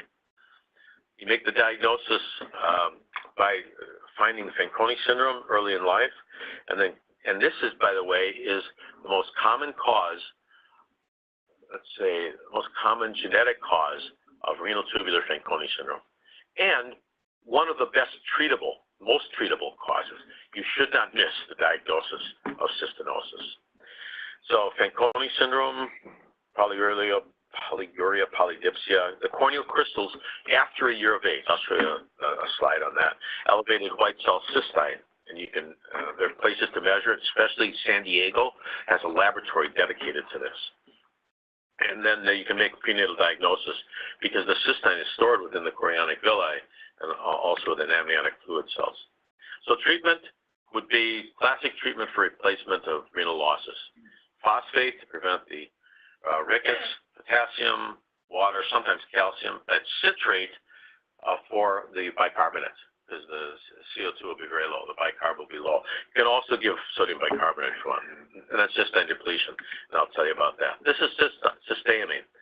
So this is the smallest molecule that will have the functional units to deplete cystine. I'll show you how that works. And by that I mean it has a free thiol and it has an amine group. So the cysteamine gets into the cell and then into the lysosome because the amine group allows it to do that. Many antibiotics and drugs have amine groups for that. And then the free thiol allows it to interact with cysteine and basically split this disulfide bond to form half of cysteine, which is cysteine, and the mixed disulfide cysteamine. And this leaves by a cysteine transporter, and this leaves by a lysine transporter, while cysteine cannot leave by its cysteine transporter because it's not missing.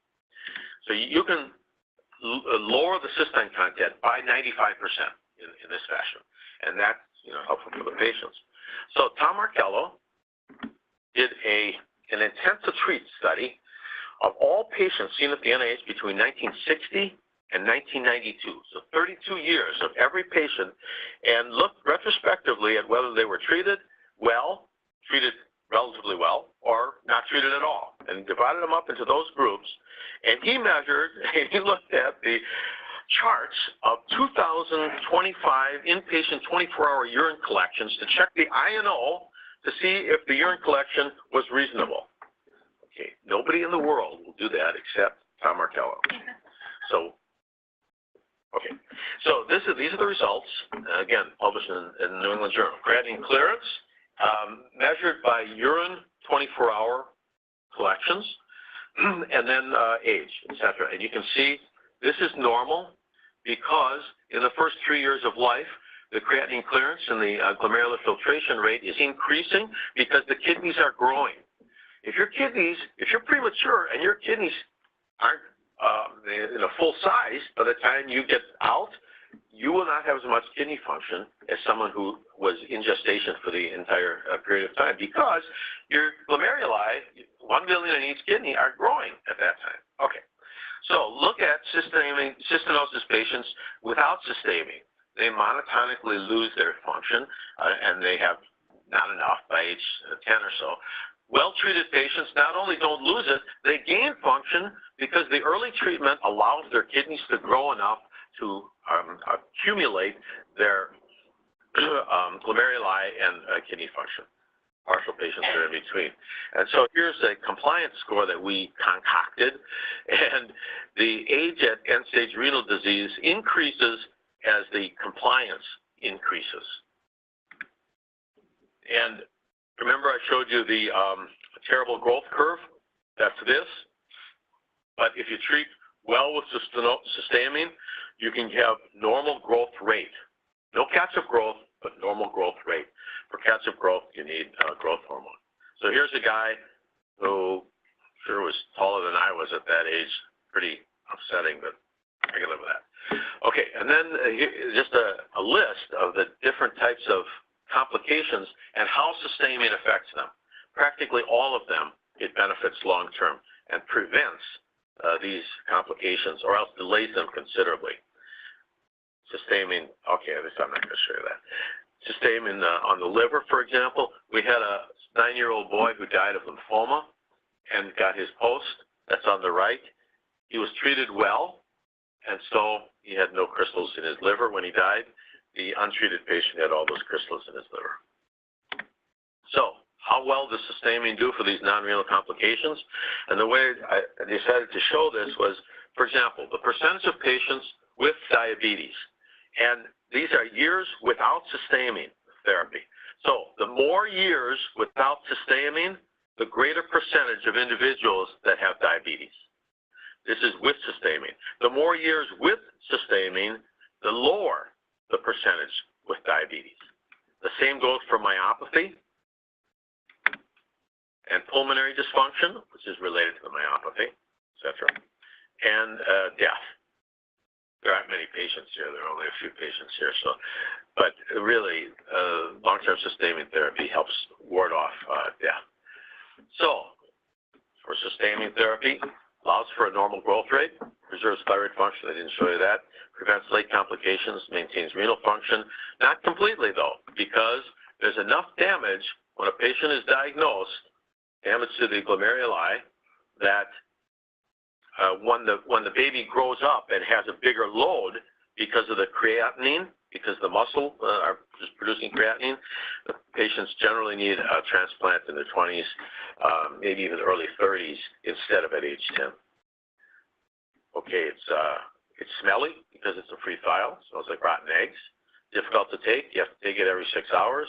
But there's a microencapsulated form that's called Procyspi that you can take every 12 hours, and that was approved a few years ago. But cysteamine was approved in 1994. So now, while the oral cysteamine helps the crystals, the cystine systemically, it doesn't do anything for the corneal crystals because it can't get there because the cornea is not vascular. So you have to give it topically.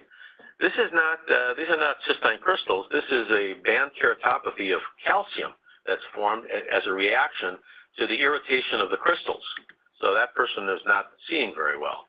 This is a library of different, let's say, ratings of crystal accumulation, going from 0 all the way up to 3. You can see, okay, so we can put a number on the crystal accumulation, and that number is here as a function of age, and you can, and you can see, yeah, I'm not doing very well. You can see that by the age of about 16 months, everyone has corneal crystals. And then by age of about 8 or 10 or so, everyone has the maximum number that you can actually put a number on. So, if you treat with cysteamine, you can go within, 16 months and clear the crystals. Here at 237 months, in 12 months, you can clear that many crystals. And the same thing goes at in 40 months or so, clear it up, et cetera, et cetera. So any age, and this is a graph of that, where the scores before and after cysteamine treatment are here. It's like a raindrop graph. So, which eye has been treated with cysteamine eye drops? Okay, so that was almost a rhetorical question. I figured people would figure that out. But thank you. Okay, so cystinosis outcomes.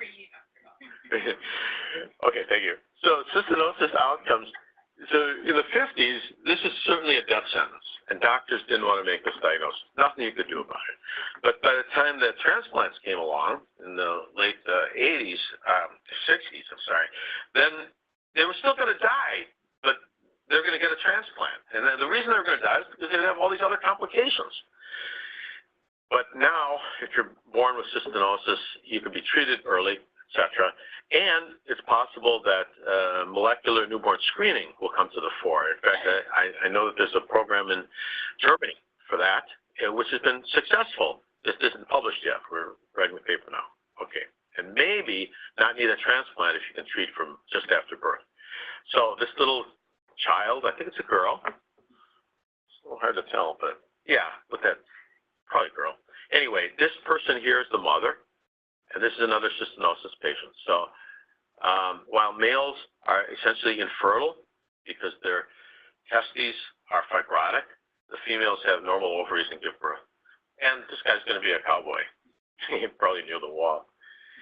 Okay. So that's that. And there's a segue into sialic acid because cystinosis is a defect of transport of this small molecule, an amino acid, out of of the lysosome? Well, it turns out that salad disease is a defect in the transport of a sugar, which is not too different in the molecular weight out of the lysosome. And so here are the disorders of sialic acid. And sialic acid is a charged sugar. It's one of very few charged sugars. Iduronic acid is another one. And it's a weak acid. And it's always the terminal sugar. You never see sugar, sialic acid, sugar.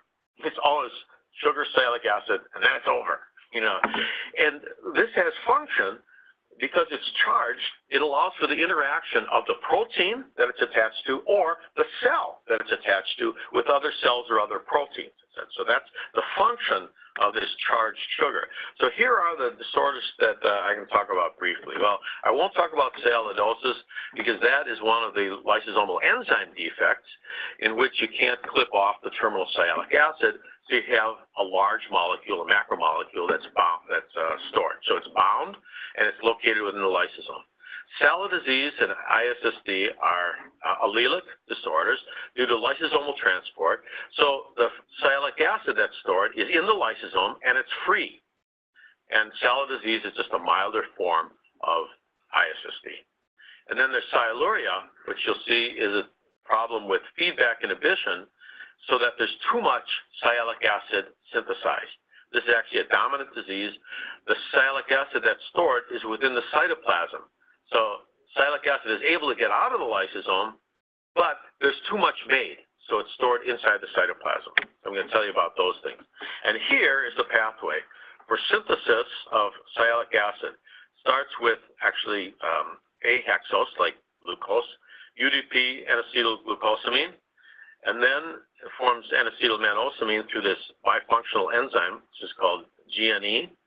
And GNE has UDP GLUCNAC2 epimerase activity and also MANAC kinase activity. So 2 steps, takes UDP glucose all the way to mannose-6-phosphate. And then you go to N-acetylneurominic acid, which is sialic acid, and that gets charged, and by charged I mean energized, by being bound to CMP sialic acid, and then this is the donor of sialic acid in the Golgi. So there's a transporter that takes CMP sialic acid into the trans-Golgi, where there are transferases that put sialic acid onto growing glycoprotein chains, sugar chains. And then those glycoconjugates eventually get into the lysosome where the neuraminidase clips it off, and then sialic acid is free in the lysosome and it leaves by this transporter. And that's when this transporter is bad, you have either salad disease if it's mild or infantile free sialic acid storage disease if it's bad. I'll tell you a little bit about that. This is salad disease, named after a region in northern Finland called Sala. And this is the oldest patient, 62 years old. I'm pretty sure he's gone now. This is the storage of sialic acid inside probably fibroblast lysosomes. 100 cases, they're probably a little more than that now. Psychomotor delays.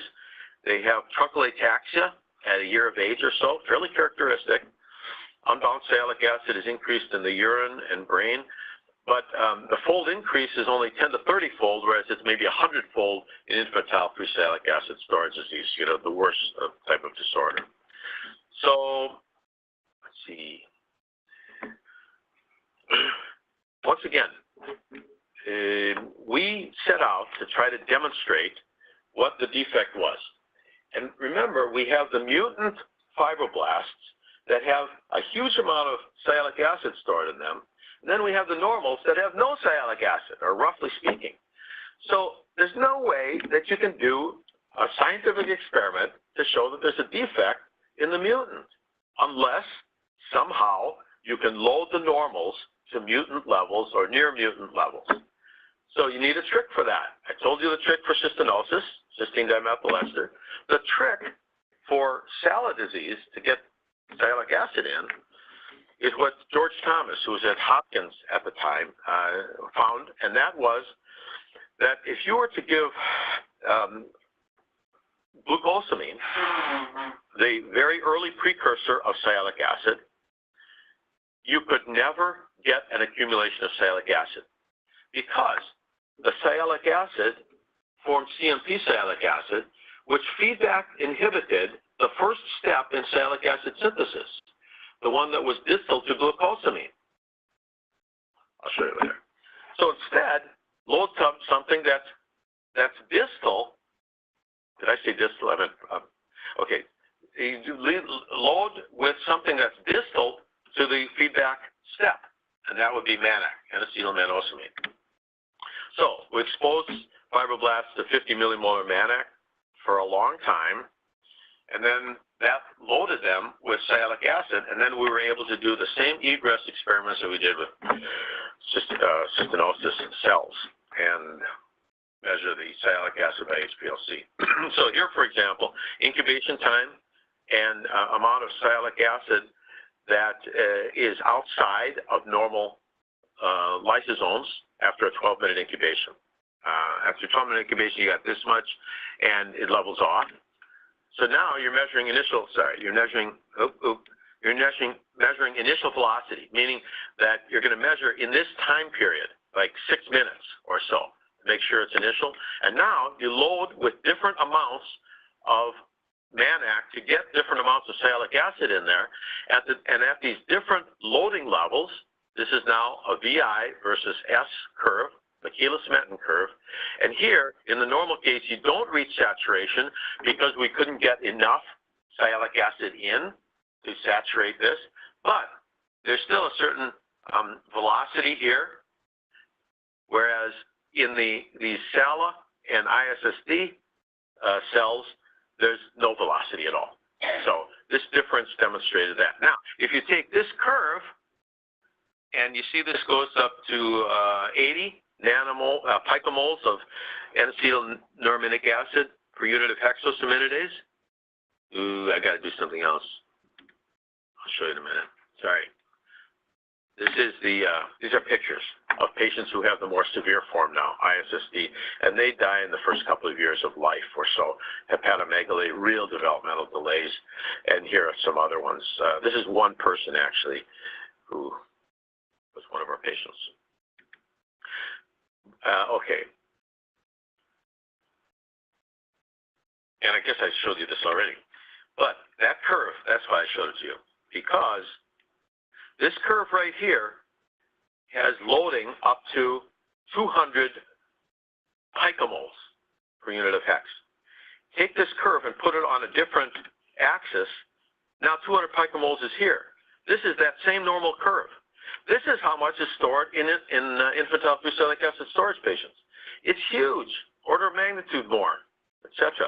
And despite that loading, these individuals have no egress at all from their lysosomes, from the lysosomes of their fibroblasts. Okay, so that's the defect. I'll just point out that glucuronic acid is also transported by this carrier. It doesn't matter. So pre-sialic acid transport is carrier mediated, and there's a genetic defect. And you know what it is. I'll show you the gene, etc. Q10 is 2.3. Anyone know what Q10 is? Biochemists, arise. So a Q10 is the fold increase with a 10 degrees centigrade increase in temperature. And it's characteristic of carriers. So transporters will have a Q10 of 1.5, 2, 2.5, something like that. If your Q10 is 1.0, not a carrier. Forget it. So this is proof that it's a carrier, or some proof. Okay, what else? What am I doing? Okay, so SLC 17A5 is the gene. Again, this has 12 transmembrane regions, doesn't matter that much. But if you look at the different mutations, and there are more now, this is the SALA mutation. An arch to cis right here, at sort of just outside of the transmembrane region, etc. And that's milder than the other ones. Okay, just incidentally, I'll just show you that sialic acid is handled the same way as creatinine. It's filtered and not reabsorbed and not secreted. So creatinine clearance here, Free sialic acid clearance here, it's exactly a perfect straight line. We had all these patients with cystinosis, so we were able to measure that. Okay. So now, what am I talking about next? Oh yeah, sialuria. So, remember, I said that, maybe I didn't, CMP sialic acid feedback inhibits this rate-limiting step, this GNE, this bifunctional enzyme that's going to give us sialic acid eventually. Okay. Well, what if you didn't have feedback inhibition? That would be the disease sialuria. They used to call it French sialic acid storage disease, or French type sialuria. Yeah. So this was the first patient with that, and he had these problems, developmental problems. Once again, I can tell you a story about that if I have time, but I probably don't. Remind me about the story about the French sialuria. Big time sialic acid, free sialic acid, excreted in the urine, also produced in the fibroblasts, but in the cytoplasm. Okay, and it's because there's no feedback inhibition, so it's all was synthesized. And here are some of the patients. They're really not doing well. There are about, when we did this research, there were 7 in the world. We had the DNA and the fibroblasts from every one of those patients. Now there may be 10 in the world or so. People aren't discovering these things or publishing it or anything like that. Dysaustosis multiplex. Here, you know. And this is the issue. The free sialic acid in salad disease is 10 times normal in the fibroblasts. In ISSD and sialuria, it's over 100 times normal. But in ISSD, it's stored in the granular fraction, which is the lysosomes, and in sialuria, it's stored in the soluble fraction, which is the cytoplasm, etc. Okay, and this is a defect. And why would you have impaired feedback inhibition? It's because in this enzyme, the UDP-glutamate 2 epimerase mannac kinase, in this enzyme, there's an allosteric site. That allosteric site is mutated. So the CMP sialic acid can't come and allosterically inhibit it. Okay, so that an allosteric site is very small. It's actually only 3 amino acids or so. So that's where the defect always is, in 1 of 3 amino acids. And here is a demonstration of just what I showed you, basically the basic defect in this. This is the epimerase activity, the GNE epimerase activity. This is the amount of CMP sialic acid which is supposed to inhibit it.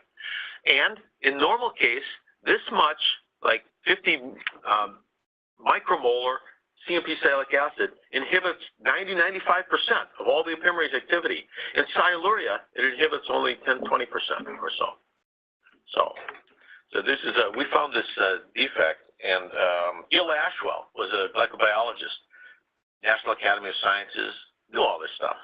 Nicest man in the world, and he said, and we wrote the paper on it, and he wrote it for we wrote it for Science, and Science. And he knew the editor of Science personally. Science says, it's a wonderful paper. The reviewer said, it's fantastic, blah, blah, blah. The editor says, we don't have room for it this week. Turn it down. JVC. Story of our life. Okay. And then where did it go? JVC. JVC used to be, the premier biochemistry journal. I mean, it's not anymore, because of genetics, but it used to be. I can tell you a story about that too. Meister was the editor of JVC.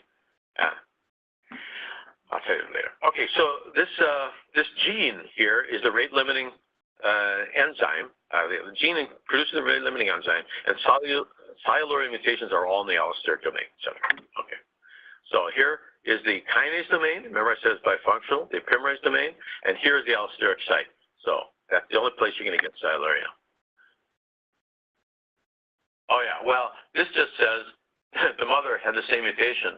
Turns out the mother was also developmentally delayed. This is a dominant disease. Would you expect otherwise? Again, the answer is no. You would not expect otherwise, because if only one of your 2 alleles is producing a mutant GNE enzyme with a bad allosteric site, that allele is going to produce huge amounts no matter what. So you don't need both of them to be abnormal. You just need one to fail to have feedback inhibition. So there are maybe other people out there who have this disorder. Okay, then synthesis disorders. So if you had a defect in either the epimerase or the kinase domain of this rate-limiting enzyme, you would not be able to produce enough sialic acid. And if you have that disease, you have G&E myopathy. It used to be called hereditary inclusion body myopathy because these patients have inclusions. But it's not inclusion body myositis because there's not inflammation associated with it. So that's a different disease. But this is a inclusion body myopathy. And it has relatively late onset, starts with foot drop, and has quadriceps sparing.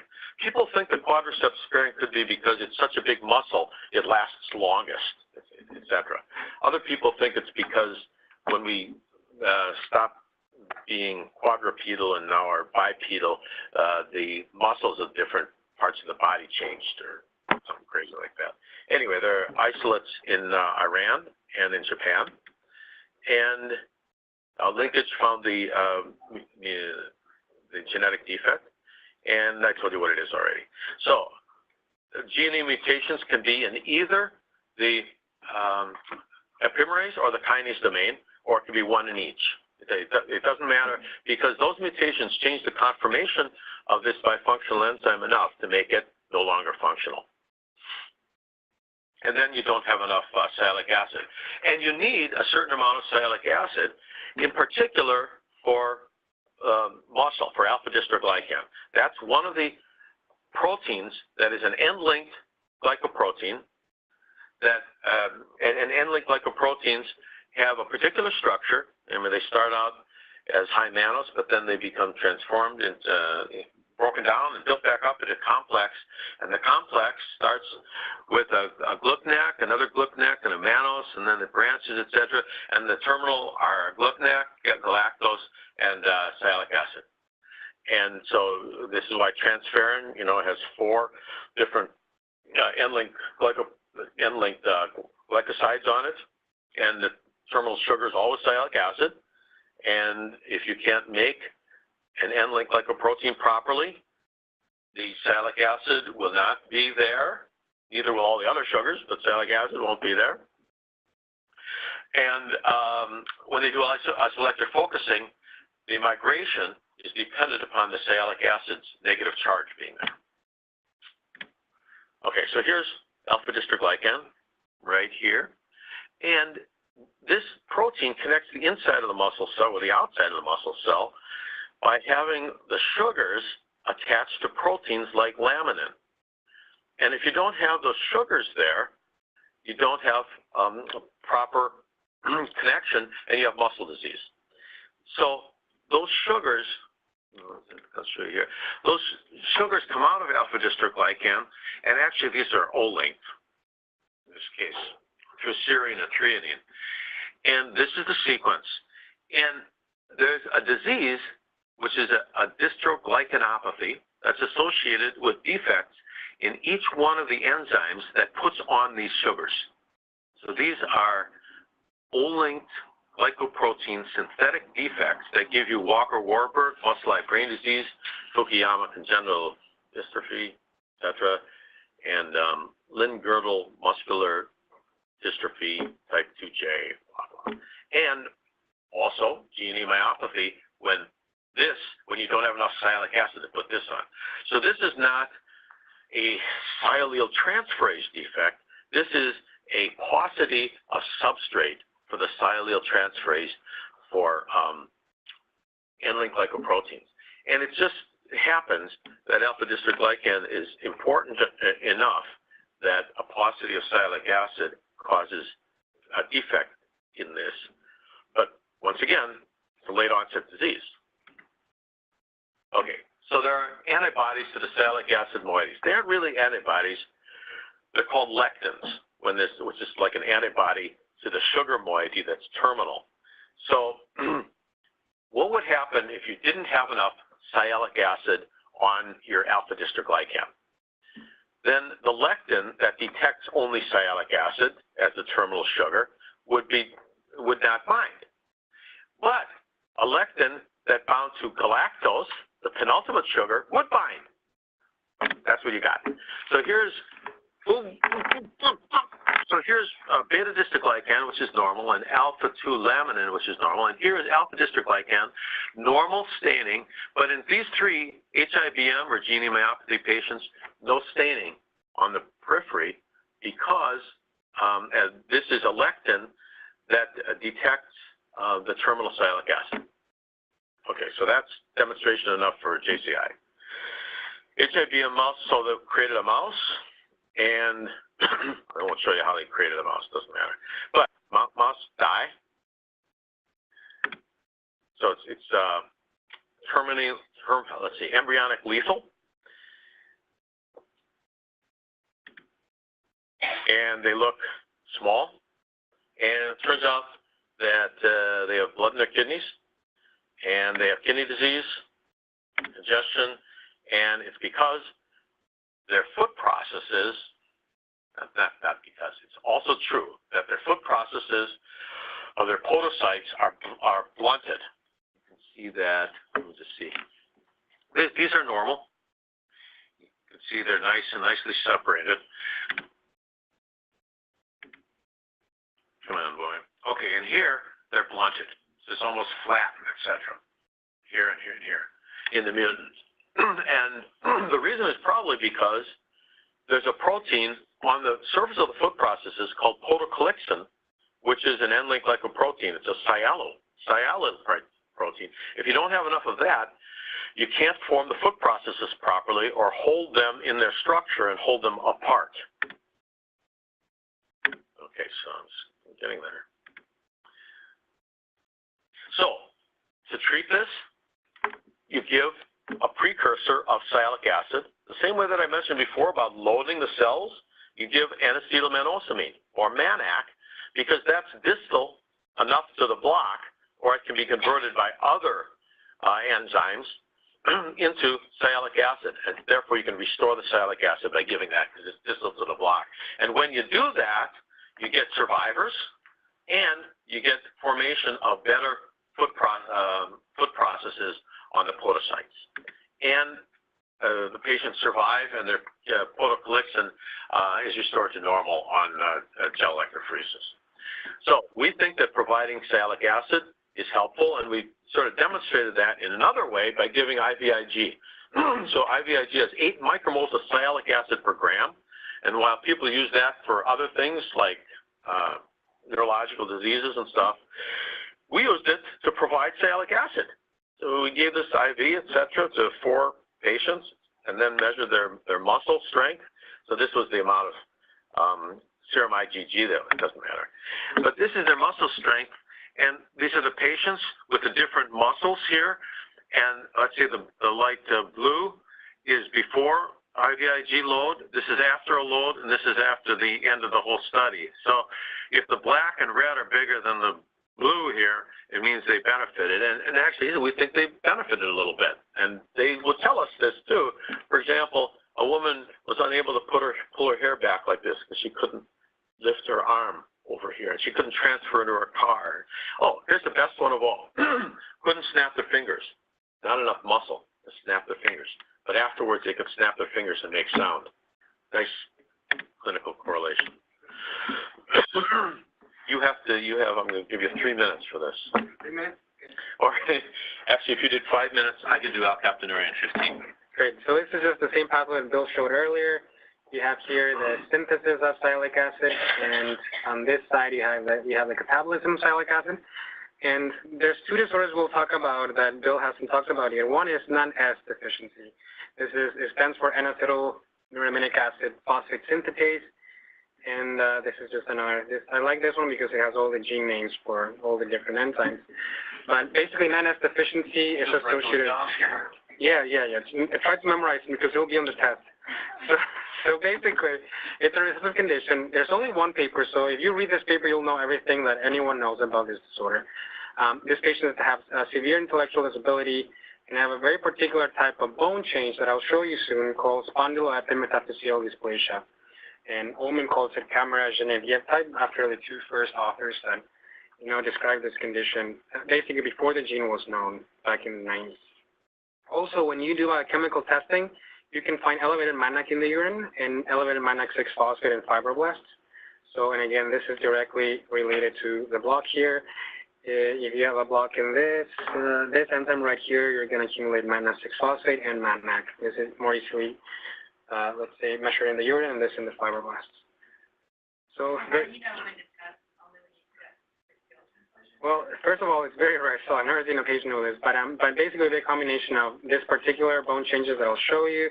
Spondylo means that it affects the spine. You can see here the babies have this cleft, meaning this, kind of separation in the vertebral bodies, and then it has very abnormal, this is hypoplastic with an indentation here in the front and curve-shaped.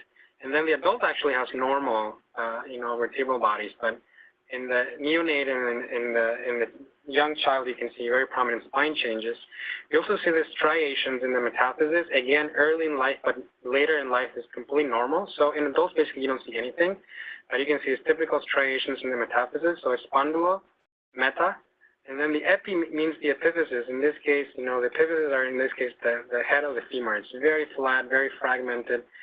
Also, you can see here, in adulthood, it kind of normalizes. There is a very short femoral neck here, and you can also see some artificial changes here in the carpal bones. Those are epiphyses. You can see calcification. This is a 9-month-old. This is very ossified for that age. So basically, it's a spondylo, epi, metaphyseal dysplasia with profound intellectual disability, and there is not that many of those. There's maybe a few other, Digna-Melchior Clausen, like very, very few disorders that have this association of findings. Yeah.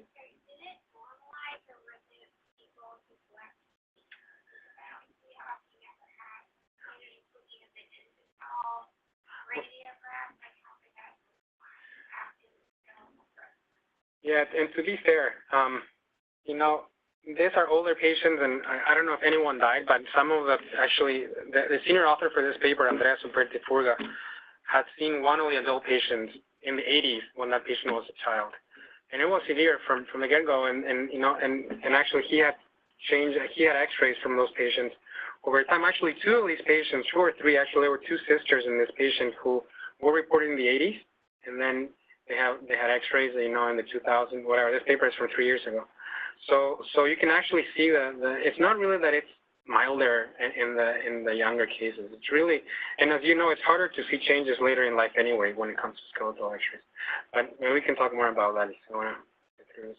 And then this is for show. You can describe this later, but basically very pronounced changes. You can see here, there's this kind of fusion of the mesencephalon with the thalamus here, blah blah blah. There's pachygyria here, and there's an abnormal conformation of the cilium fissure that extends all the way to the back to the cortex in the back.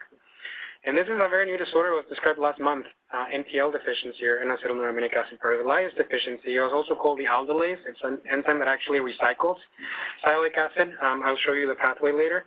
It's also recessive. There's only 2 siblings that were described. They also have this muscle wasting, just like in GNE myopathy, basically. In one of the siblings, on the brother, there were also cardiac symptoms. It's also a disease that is associated with sialuria. You can see here the levels. These are SALA people. This is French type sialuria, meaning sialuria. And then here are the NPL cases, or the aldolase deficiency, which is very similar to the levels in SALA disease patients. However, when you measure in fibroblasts, here you can actually see there's a discrepancy. And again, this is just for you to know that it exists. You can go to the only paper ever described on this, ever published on this condition if you want to learn more. They actually have a lot more data. They, for example, touched the zebrafish and saw how far the zebrafish would move. And they saw that actually inferred that zebrafish had myopathy when you have a deficiency of NPL because they would move much less. They actually supplemented those zebrafish with MANAC, and you could see that they started moving normally again. And the zebrafish also developed cardiac myopathy, not just skeletal myopathy. And this is the pathway. You saw the biosynthesis. Bill talked about GNE. There's a negative feedback loop that is lost in French type sialuria. This is actually more in the recycling of sialic acid back to MANAC, and that's why treating them with MANAC would help the patient. So I'll stop there so Bill can finish the last part of the talk today. So, thank you for. Just stay with for the talk next, the next class. I figured, okay. So this is the tyrosine catabolic pathway, and see the tyrosine aminotransferase. Well, he'll talk about this next week. So the different types of tyrosinemia. But what we're going to talk about today is alkaptonuria, which is the breaking of the ring of homogentistic acid. And if you can't break that ring because the enzyme homogentistic acid oxygenase is missing, then you accumulate homogentistic acid, and that gives you alkaptonuria. Okay, so this is really rare. So 1.5 million, some people say 1 in 300,000 or so. And ochronosis is the formation of black connective tissue that largely affects the large joints of the body, so the hips, the shoulders, and the knees mainly. Not much or anything in the small digits, but there's also some heart problems too.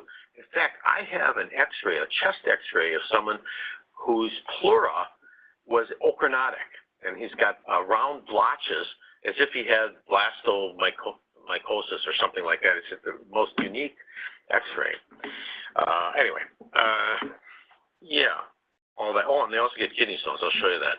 But here is some of the ochronosis, and this is the accumulation of brown material on the insertion of the rectus muscle of the eye. So it's because there's connective tissue there, and there, and there, and there. And also in the ear, there's connective tissue there with a cartilage, and that cartilage turns blue, dark, blue, brown, etc. So with respect to their connective tissue in the large joints, this would be someone who's largely unaffected, but then in the 30s, they get narrowing of their intervertebral discs, and those discs then become fused eventually, and sometimes there's a vacuum effect, an air vacuum effect. So that's air in there, and so this makes the patients lose between 3 and 7 inches of their total height during their lifetime. It's just like that. And these are some of the pictures of some of our patients as they get older. And this is the radiographic severity score, which we created.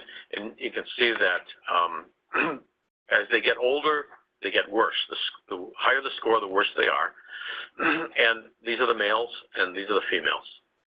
So the men get worse first, earlier.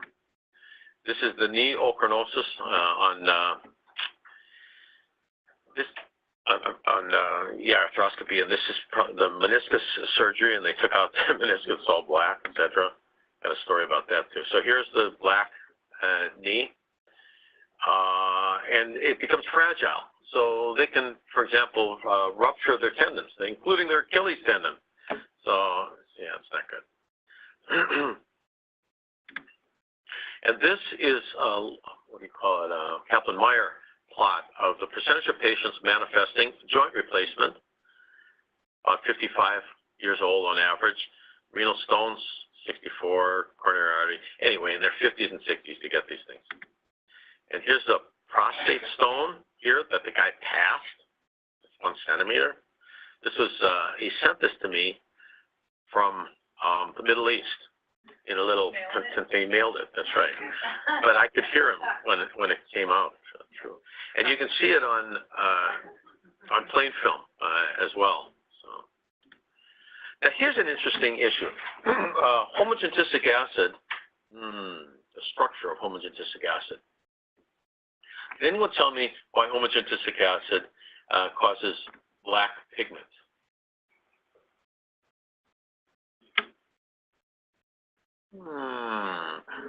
Huh? What? So what is the structure of melanin, which is our pigment? Yeah. Melanin is dopaquinone polymers. So there's a benzene ring, and the dopaquinone polymers come together, and that's what is melanin. This is also a benzoquinone. So homogenistic acid is that ring structure. So when homogenistic acid becomes oxidized, those benzoquinones form chains, and that's black, and that connects to the connective tissue. Okay, but homogenistic acid is an organic acid, and organic acids, when we want to get rid of them, and we generally do, are secreted. Homogenistic acid has a fractional excretion of 400 to 500%. So we actually secrete more homogenistic acid than we do than we filter or reabsorb. Actually, we don't reabsorb any. But so here's a guy. These are siblings. They all have alkaptonuria. This guy has renal disease because he's diabetic nephropathy. So his ochronosis is much worse because he doesn't have secretion function of his kidneys. He can't get rid of it. He doesn't have filtration function either, but it's the secretion function that's missing, so he's got high. And here he is, you can see his spine because of all of his, okay. So we lobbied the Canadian government. Anyone here from Canada? Maybe not real easy to lobby the Canadian government for health care. Okay. But we wrote letters and stuff like that to get him a transplant as treatment for his alkaptonuria because it was really bad. Okay. So we got him a transplant. It may not have been because of us. Maybe his wife appealed to. Okay. So his creatinine clearance got better. His homogenistic acid in the plasma went down, and his homogenistic acid in the urine went down. So you know why the homogenistic acid in the plasma went down? Because now his new kidney is secreting it. He's getting it and get rid of it. Why did his homogenistic acid in the urine go down? Because remember, this is a balance. This reflects how much you are making. Okay? That went down because his kidney has homogenistic acid oxygenase activity. The new kidney that he got. So remember the kidney and the liver? They do the same things. First, some of the enzymes are shared. Is really what I mean. Okay, then there are a lot of people who are diagnosed with alkaptonuria, but they don't have it. And here are some of the things. This is amiodarone, the purple of amiodarone, very different from what you'll see in the ear cartilage. And here's minocycline. So this is not alkaptonuria. It looks a little bit like it. This looks a little bit like it. These individuals came to us with a diagnosis of alkaptonuria. They have minocycline. And they take minocycline, there's a threshold effect. So you have to take like a total of many, many grams over the course of years. But it's cumulative. This stuff apparently sits in your cartilage somewhere. So these individuals were taking minocycline for acne for 10 years. And, daily. Okay. This is the SF-36 physical combined score. And the lower the number, the worse off you are. So with AIDS, these folks get worse. And people have tried ascorbic acid and protein restriction, and it's not helpful. It does not affect the urinary HCA, and we know that because we did a natural history study. But there is something that helps, that should help, let's say, and that's nitisinone. And you know nitisinone as the drug that treats tyrosinemia type 1, humoral acetoacetate hydrolase deficiency, farther down in the pathway. Boy, do I have that here? No. Okay, maybe I have it later. But nitisinone actually inhibits the step that makes homogenistic acid. So it's actually perfect for alkaptonuria to reduce the homogenistic acid. And it was approved in 2002, which incidentally is the 100th anniversary of Garrod's description of alkaptonuria as the first inborn error of metabolism. And the nitisinone comes from this Australian bottle brush that doesn't matter at all. Anyway, nitisinone inhibits this step, the 4-hydroxyphenylpyruvic acid dioxygenase enzyme, and it does so incredibly potent monthly, so that when we studied this by giving incremental doses of nitisinone, well, you know something, I think I took out the, yeah, I did. Okay. Point is, we treated patients with nitisinone at a very low dose. So the dose for tyrosine anemia type 1 is 1 to 2 milligrams per kilogram per day. The dose that we gave to adults was 2 milligrams, period. So probably 1 to 2 orders of magnitude less. 2 milligrams a day. And look what happened to the urinary homogeneous acid. Went from 3,000 down to 77. And normal is about 20 or 30 milligrams produced per day. So these guys are now only producing 2 or 3 times normal when they were producing 100 times normal or more. And this is true of many of our patients treated like that. And so here you have the urinary HGA going down when we treated them with nitisinone, and the tyrosine, plasma tyrosine going up to the 800 level or so. So there's a little risk of getting crystals of tyrosine. Remember the 2 amino acids that are poorly soluble? Cysteine, tyrosine. They're soluble at 1 millimolar in aqueous at normal pH. So, but only 1 out of 20 patients had any problems with this, with the corneal crystals, and it was reversible. And you know, this is a disease where your urine turns black because the homogeneous acid polymers form in that. So this is the picture of the urine as time went on in these individuals. Okay, I told you about the, yeah, it's safe. And It's reversible if you stop it, or if you decrease the dose, or was there some? well, we stopped it. So, but the FDA recommends that tyrosine levels be kept below 500 micromolar. So they, of course, they get all their advice from non-FDA people. Right. So but 500 and below, probably okay. I said the 95%, blah, blah, what is important here? Right.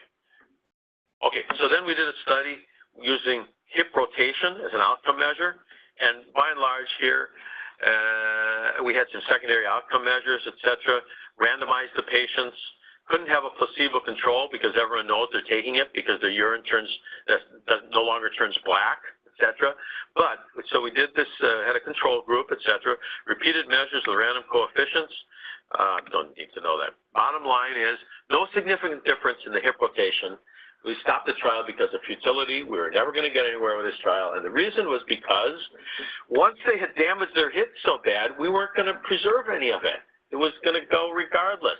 So we have to have a different outcome measure, and that outcome measure might be prophylaxis. For example, if we start a patient at age 28, or 20 patients at age 28 or 30, and follow them for 8 years, and they don't have narrowing of their intervertebral discs, that will prove that, and it makes sense that this should do it because homogeneous acid is a problem. The other thing is that they have aortic stenosis because of the accumulation in the aortic wall. No, it's not that. It's because their valves get ochronosis on it, and so it isn't really. The stenosis causes their flow through their aortic valve to be impaired. So you could use that as an outcome measure as well. Yeah, and these are Wendy and Tron is now the world expert in this disease, and these are people who contributed to that. That's it. And 1 minute. Wow.